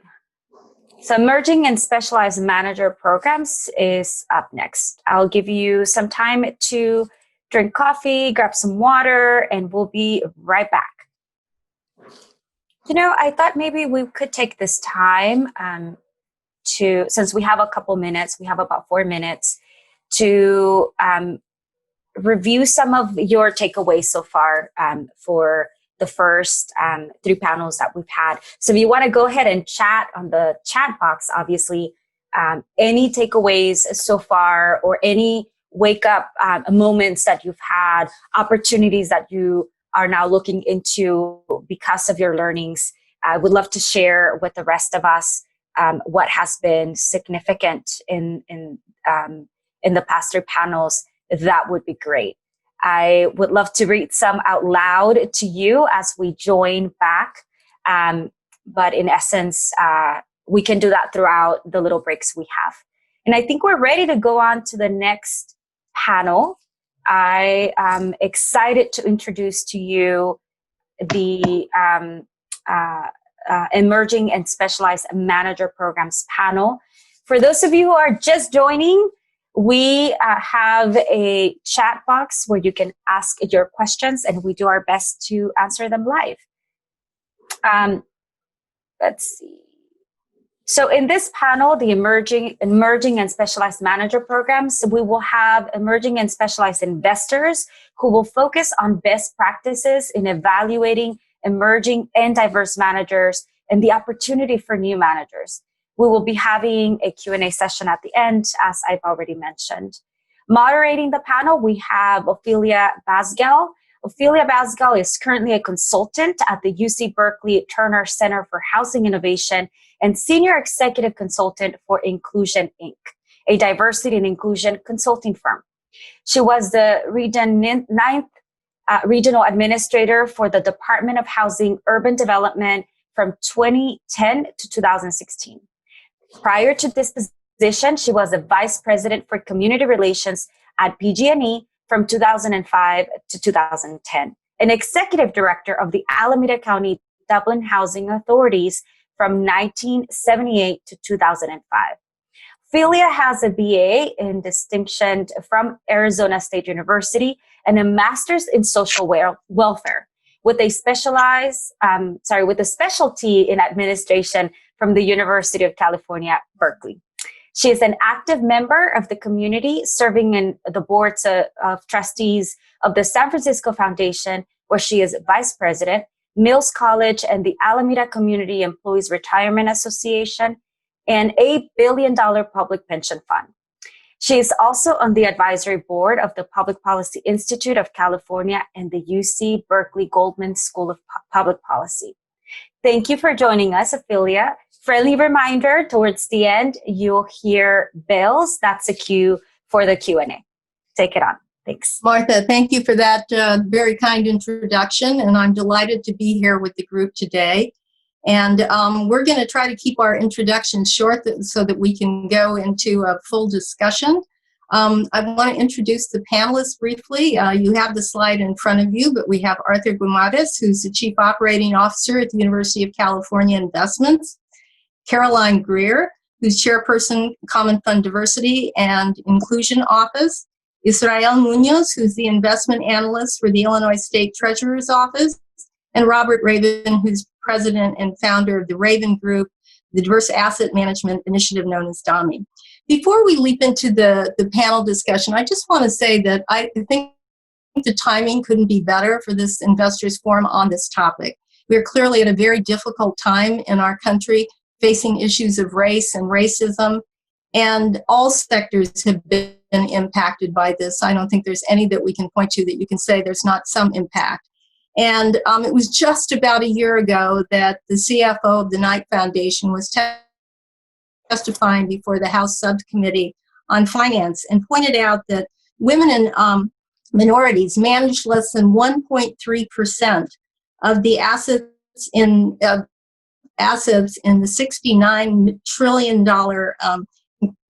industry. And, you know, the financial sector has clearly drives our economy in a great way. And so this is something that I think we have to address. And the panel will be talking about those issues as we go forward. And what I'd like to do is kick it right off. And I'd like to start with Robert Raven and ask Robert, maybe we could talk about, you know, you started DAMI just about 5 years ago, what you've learned thus far and next steps, and just I'll let you go ahead and start. Thank you very much, Ophelia. I appreciate you. I'm going to presume that you can hear me. I don't see this thing. Okay, bueno, gracias. And thank you to Hispanic Heritage Foundation for putting this important forum on. The Diverse Asset Managers Initiative is an independent campaign. The goal is simple to state. We're interested in significantly increasing allocations from asset owners to firms owned or managed by women and people of color. We do at the Raven Group, we do diversification for a living, and we work on a lot of different campaigns. And this one immediately struck out as unlike any other that we work on. It's a field, asset management, in which a significant number of decision makers, CIOs, investment committee, board members, question the premise. In no other area of public life in the United States, boards, C-suites, retail establishments, media, do people publicly question whether the inclusion of women and people of color is a good idea? And in asset management, an enormous number of people will say publicly, we just follow the data. It's sort of the Heisman move that diversity is irrelevant in asset management. If you're doing well, of course we're going to work with you. We set out to demonstrate that that was inaccurate. And those are what the Knight studies, the two Knight studies, and now the Stanford Illumin studies show, and the GAO study that you, Ophelia, referenced in the testimony before the House. We now have 4 studies that show there's a significant tranche of women and people of color who are high performing. I'm not here talking about emerging. I'm talking about seasoned managers. And there's an underutilization of them. So the effort, the Diverse Asset Managers Initiative effort, is to answer the question why. If asset allocators and decision makers are in the business under their fiduciary duty of maximizing returns, what's going on through your search process, through your networking, through your vetting, that you're missing out on talented women and people of color? Or when they're in your system, you're not using them appropriately. So we do education. We sponsor research, demographic and qualitative research. We do retail cultivation, going from institution to institution, asking the questions with those who want to work with us. And for those who don't want to work with us, we do advocacy through media to try to draw attention to the incredible exclusion that's still going on.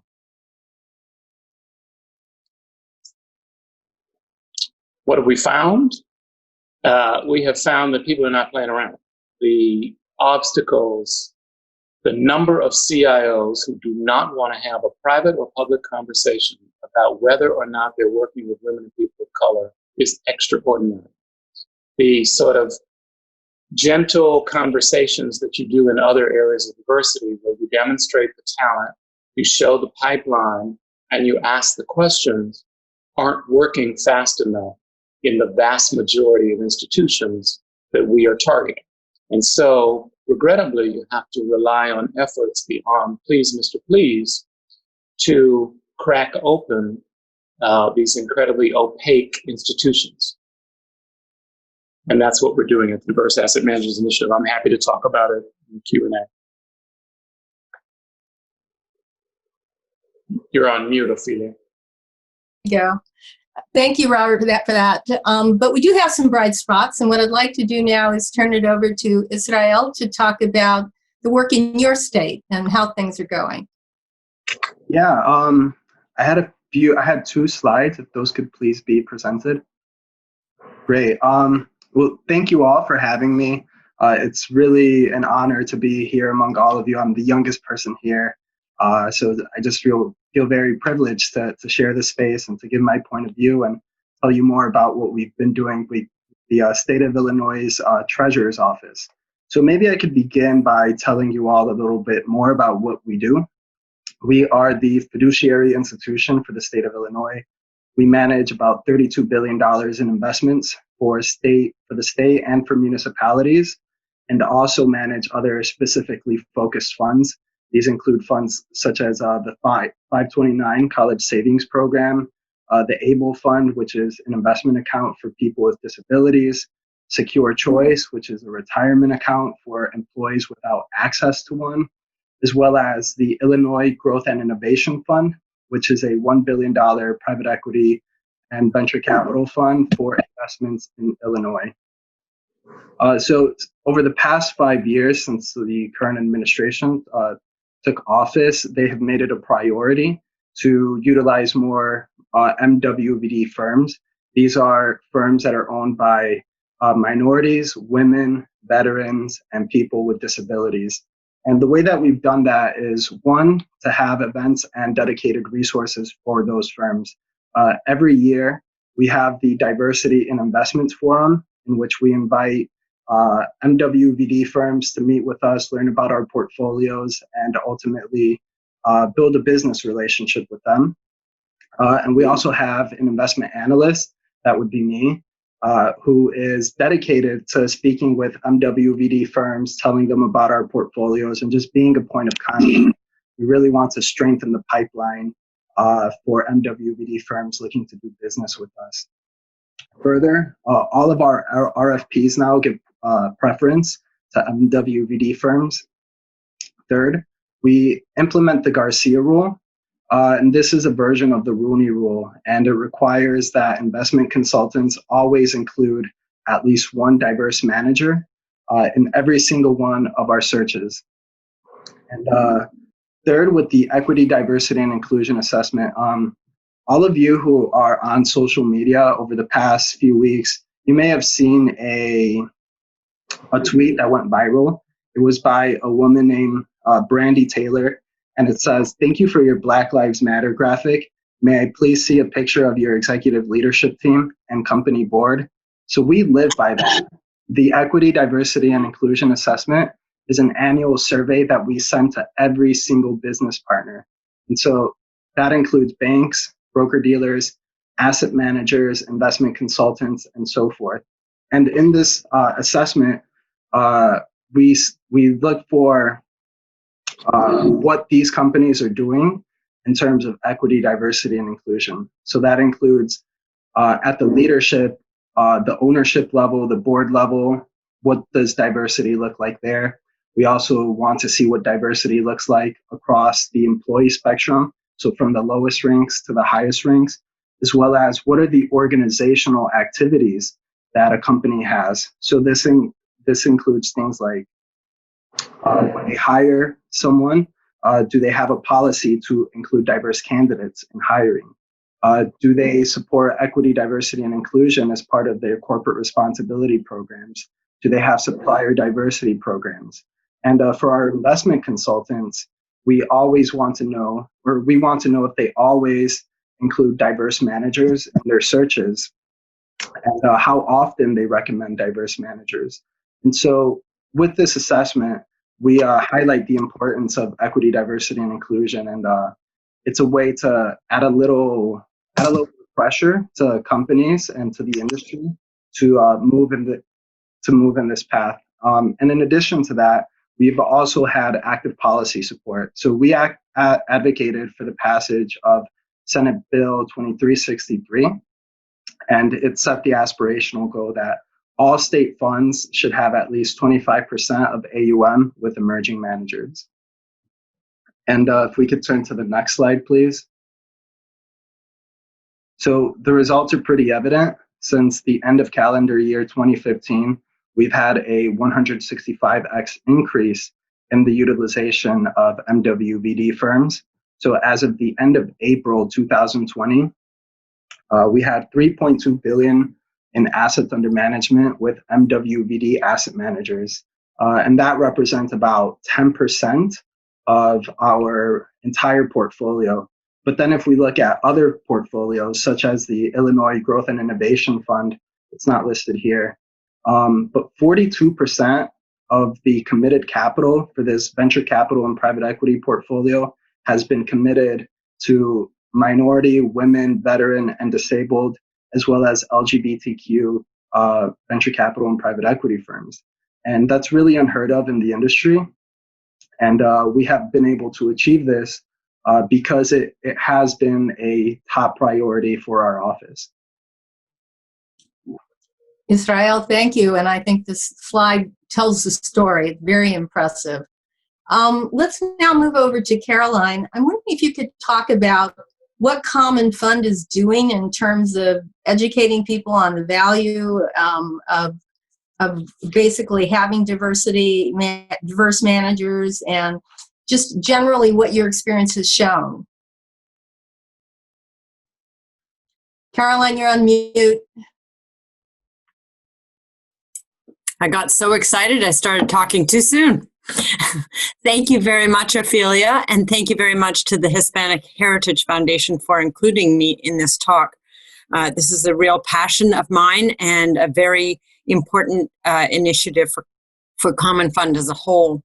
So Common Funds have been investing in diverse managers for quite a long time, but it's only in the last 4 years that we've done so in a very dedicated and concerted fashion. We started by just looking for managers, and we realized that that was a little difficult just in a vacuum. So we then just made a decision to build our own proprietary diverse manager database. And we also supplement that database with access to the more traditional databases like eVestment and Preqin, but we have our own. And like the state of Illinois, we do have a Rooney Rule or a Garcia Rule with respect to manager searches for every asset class. Our structure is a bit different because we're not a consultant, we're an asset manager, so we don't have the same hundreds and hundreds of managers in a roster that clients can choose from. We make those choices on their behalf. But nonetheless, we use that policy across every asset class. And that has really allowed us to grow our exposure to diverse managers in a steady fashion over time. So today we have diverse managers in every asset class that we invest in. And a total of about 25 managers, which doesn't sound like a lot, but it is. And we've actually had 5 managers added to the portfolios, client portfolios in the last year. So there's a very steady and concerted increase in that regard. Also, like in Illinois, we do include questions about diversity in our DDQs to every manager that we're invested in. So not just diverse managers. Every manager is asked what the composition of diversity is within their ownership and within their employee base. And these go out on an annual basis and obviously to any prospective manager that we're considering. And we think that that helps raise the profile of the importance of diversity to management firms as well. So it's not, so it really broadens the message that we're sending. Another thing that we do, we have a whole arm of Common Fund dedicated to thought leadership called the Common Fund Institute.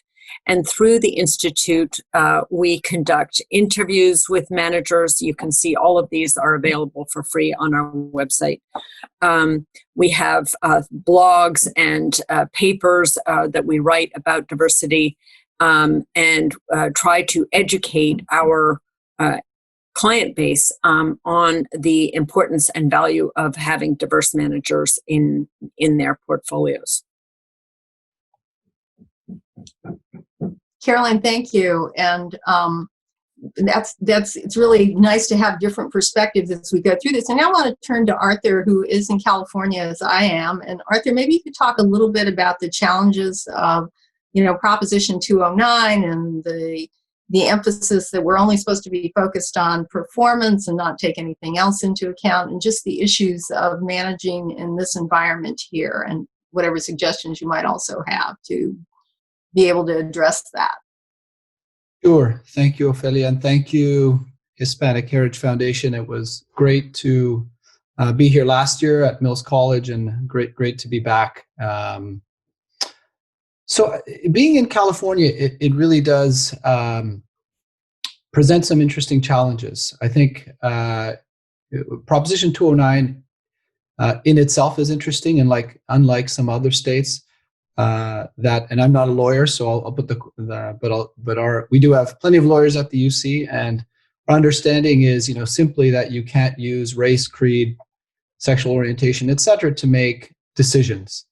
That being said, it does not prevent you from collecting data, from learning, from understanding, and what's really quite interesting about Proposition 209 is that it's currently actually working its way through the California legislature, and it has passed, I guess, a couple of legislative hurdles, and could potentially actually be on the ballot come the fall, which would be very interesting as a discussion. So that sort of is the background around this. But last year, for those of you who were involved, you may remember I spent quite a bit of time talking about the survey work we did, and really why I bring that up is I think the concept of transparency is where we start the conversation. And what I mean by that is, without really knowing, the positions you have, what you own, and being able to talk about that, I think it really puts you in a poor position in terms of being able to talk to your stakeholders. Now, if you think about the University of California, you name the stakeholder, we have it. We have the state, we have students, we have faculty, we have advocacy groups. And so it might be easy for some of the critics out there to say, oh, the only reason you've gone out and made information public is because A, you're a public university, or B, there was legislation. Well, let me just make sure that I'm quite clear about this. Yes, we are a public university, and we're very proud of that. And secondly, yes, there is legislation, but I personally worked on that legislation, and it started as a bill on basically women in venture capital and how that was a problem.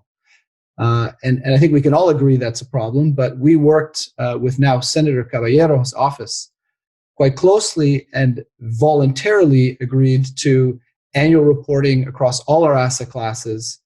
And so, that from our perspective was a significant step forward. Now, maybe to be a little bit spicy around this, there are certainly other endowments, foundations, other organizations out there that are less keen about being transparent about this data. And here's what I would suggest, to be very open and candid. We are a public university. When we went through our work, we found that we had 3 Black managers and we had 1 Latina manager. So, is that great? No, it's not great. I mean, if you think about the people we serve, if you think about the state of California, that is not representative of the people in any way, shape, or form, whether you're thinking of the university or the state. And so, the question is, making that public has been tremendously helpful for us. I can tell you that even folks, like Robert and Dami have been tremendously helpful to us in terms of, some people may not like the data, but it's somewhere to start. And then, we're committed to making improvements. And I do, put it out there that, if you'd love to learn how we've done this or why we've done this, and I don't disagree with Robert, there's plenty of people who don't want to have this conversation, but there's plenty of people who do. So we're here to help. Thank you, Arthur. And actually, I'd like to go to Robert. Robert, I mean, you've had a career in the policy arena and legislative also.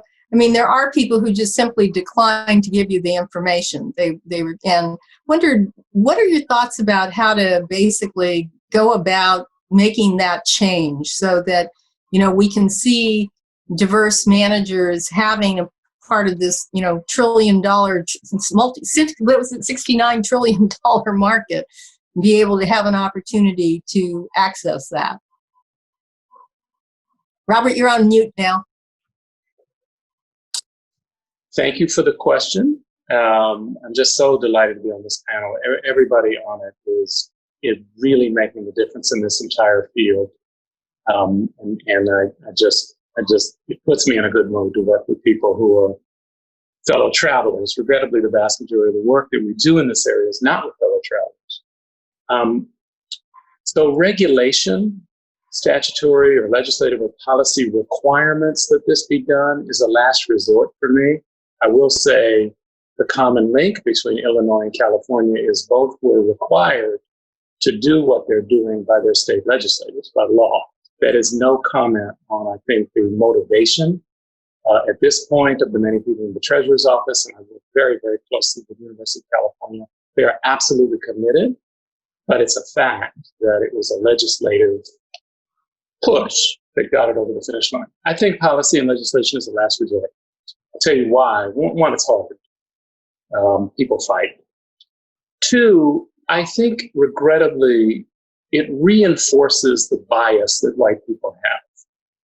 By requiring you to work with women and people of color, even to report on people of color, it skips over the much harder conversation. I think a lot of white people are not working with people of color because of bias.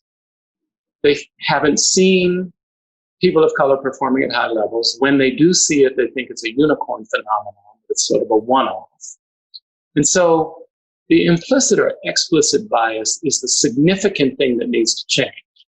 The minute investment consulting firms, on behalf of their clients, see that there's a real market for working with women and people of color, either because they're high performing or because clients want to see it, then investment consulting firms will figure this out. Working with women and people of color is not rocket science. It's 80% emotion. It's an institutional value at the top that says, I want to do this, which is now what Illinois is doing, and the University of California, and Common Fund. But number one is emotion. I want to do this. And then you go figure it out. There are much more complicated things to figure out than how to work with people of color. So I work with policy and legislators because it gets the attention of institutions that otherwise won't talk to any of us. I don't need for them to enact legislation to get this done. I need for doors to be open, and then we go in and provide the solution, best practices, we show the data, we'll introduce you to the talent.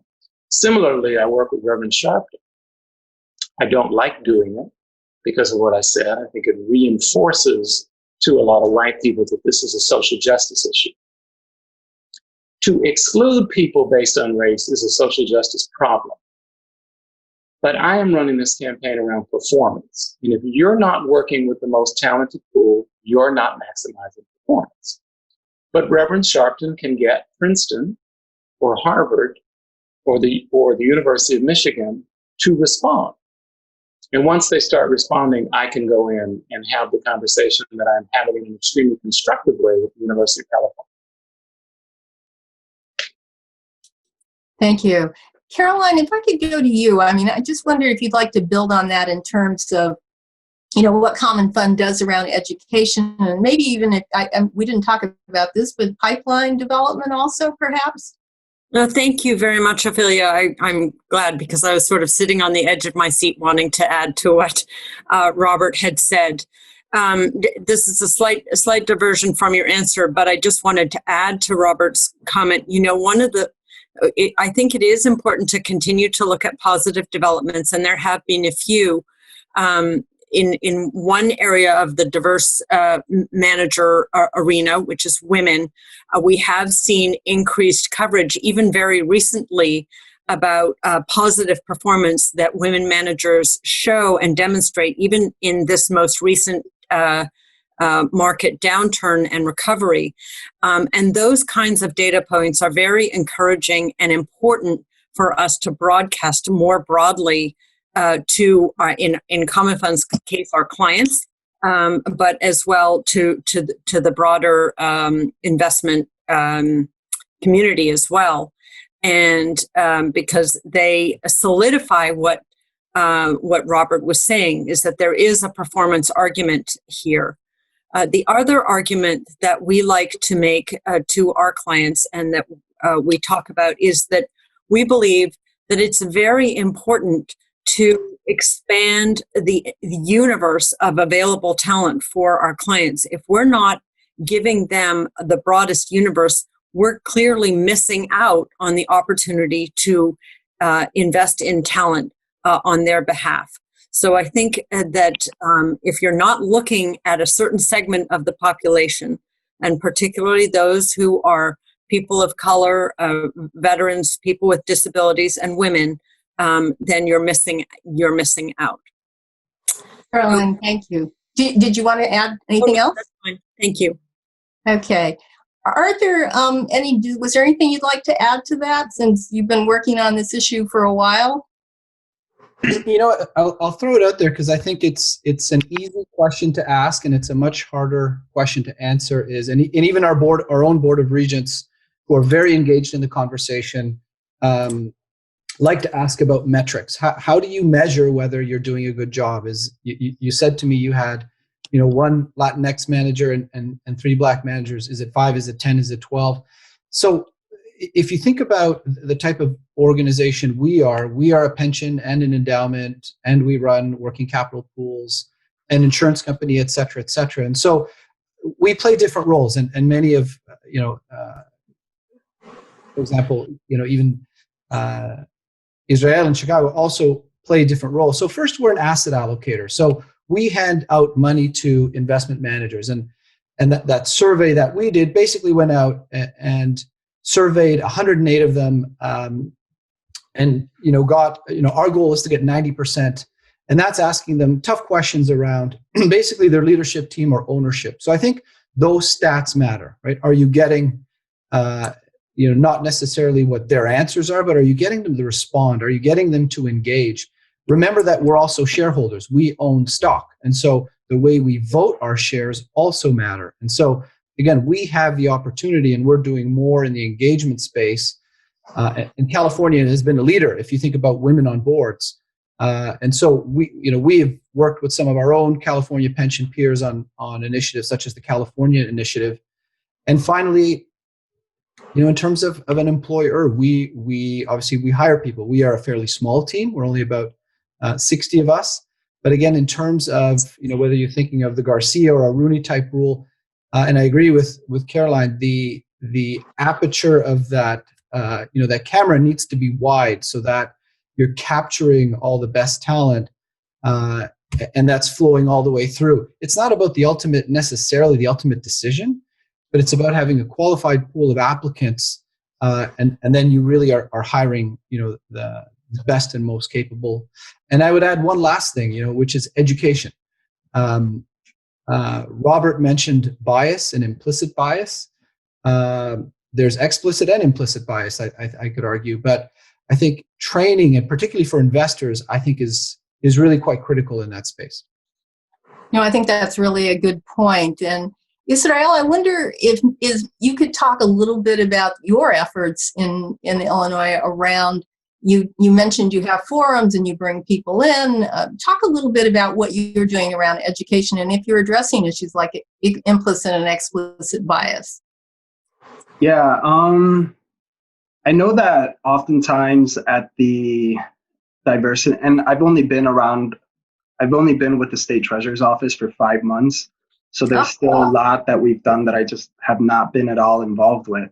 But I know that we have had topics of conversation around this. For instance, at our last Diversity and Investments Forum, where we talk about the implicit and explicit bias that exists in the industry. And I also wanted to touch on another point that was made. I also agree that this oftentimes I feel like the discussion around the inclusion of MWVD firms is taken as sort of charity work, right? That it's purely social justice. But although that component definitely exists, there's also a very strong performance argument to be made.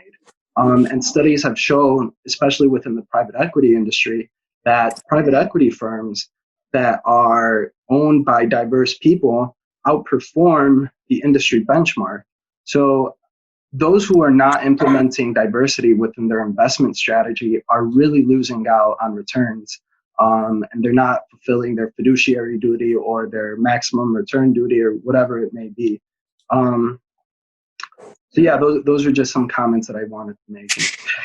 No, I appreciate that. And for somebody who's only been with the state for 5 months, you certainly know your program well. We really appreciate your being here and sharing what you've learned thus far. Thank you. I guess one of the things that I think is interesting is you've mentioned studies, and our retirement fund has had various people come in and speak to performance issues and how do diverse managers compare. And, I can, just as I've seen in these presentations on, you'll get people who say, yes, performance is the same or better. And then you can get people who come in and say, no, as a matter of fact, they're not. And so how are people dealing with that conflicting information? I mean, we are now in a state where nobody believes in science, it seems anyway, but anyone want to comment on that? I'll take a stab at it. This is Robert. I love your last comment about the diminishing role of facts and what is the data for. And I will say, and I recognize it's a little bit cynical, but it's the world in which I operate. There's just a subset of people who want to see the data that mean. And so you have to sort of buy or trifurcate the conversation you're having. For those who want to see the data, it looks like the data shows the following. On par, but women and people of color own firms. Put aside that ownership is not a term of art. It's whatever you decide it is. Sometimes it's 50% plus one, sometimes it's a third. But the Knight Foundation, which was done by Joshua Lerner at Harvard, Bella Research, the study showed across every asset category that firms owned or managed by women and people of color performed at par with white-owned firms. That's the takeaway. When you dig deeper, though, you see something fascinating. In the top quintile of performance, I forget how many years it was a study, but it was a multi-year study. In the top quintile, women and people of color outperform white people. But that's also true in the bottom quintile. Women and people of color do worse than white people. So, on average, it's at par. At the top, women and people of color are doing better. At the bottom, they're doing worse. Separately, Stanford Illumin study showed the most discrimination is at the top. And this was obviously a qualitative study, but the bias around genuine performance, whether or not a high-performing person of color could sustain it, or the context and circumstances around her performance, was significantly questioned in a way that it wasn't for white people. That's what the data shows. And I'll end with sort of the second tranche. There's a huge amount of people who want to see the data for whom that is pretextual. Even if you show them the data, they're not going to move. They don't want to do it. Yeah, I mean, I think that's absolutely true. And, you know, it just calls to mind to me the importance of the boards that I sit on themselves doing training around issues of bias, because I don't think people even recognize, you know, I'll give you an example. We had an all-woman owned firm come in, and the questions that they were asked, I never heard questions about that were similar to that in terms of their experience, and, you know, just asked in a different way than I had ever heard in other firms that we had interviewed. And we talked about it afterwards, and people were, oh, I wasn't, you know, focused on the fact that it was an all-women-owned firm, but it was clear that it was different. It was very obvious to me. Caroline, did you want to speak to this? Yeah, I wanted to add to Robert's point again, because I think that these studies are helpful. There's for sure they're helpful, but the point is that you don't need a huge body of data to tell you whether you're going to invest in diverse managers, because you're not investing in that huge body of managers. You're investing in 1, 2, 3, 20, whatever it is, but a microcosm of that universe. You're still in the process of doing due diligence on managers and seeking out the managers that best fit the investment profile that you need to fulfill in your portfolio. So the data helps, but it can be used in some ways as Robert alludes to, as a crutch to not do the actual work on managers. And I think, Ophelia, you've also brought up a very interesting point, which is the level or the type of rigor that is put upon, in your case, women, or in other cases, people of color, veterans, or those with disabilities. The type of rigor in that due diligence process can be different. It's different for, and that can be a real problem. And that gets to the point that I think you're alluding to, which is that implicit bias or potentially explicit bias. I prefer to think that mostly it's implicit and even subconscious. But it is absolutely there. And I think women and people of color that are in the investment industry know that it's there because they experience it every day in their own lives. No, I think that's a very important point. And, back to my opening comment, I mean, I think this is a time where we can all examine these kinds of issues and, be honest with ourselves about what we may not even be aware of and the importance of training. We've got just a couple more minutes, so let me just ask if Arthur or Robert or Israel, is there anything else you'd like to add before we close? I'd like to just say something quick, Ophelia, which is, for the folks kind of listening out there, my panelists are well down the road and beyond what we've done. But, for those who are either thinking about it, looking for like-minded peers in the space, whether you're a pension and endowment, private or public, in some ways there's strength in numbers around this. And so we are very committed to continuing the work. We are, committed to, like I said, in those 3 tranches, in all those directions. And so, I'd love nothing more to work with other organizations and really sort of, next year, maybe we have a panel with all, foundations and endowments and we're talking about this even differently, because I do believe that we are at a moment of change. I really fundamentally believe that. And so what an opportunity lost if we didn't actually make something of it. Arthur, thank you for that. Israel, anything you'd like to add? Yeah, just one thing. If you are an emerging manager or an MWVD manager, please feel free to reach out to me. You can reach me at mwvd@illinoistreasurer.gov. Hey, Israel, we should give him your cell phone too, man. There you go. If you're really serious, you share your cell phone, I guess. Well, I just want to thank everyone. I think this was a very rich conversation, and I'm hoping that the technology did not prevent me from seeing questions.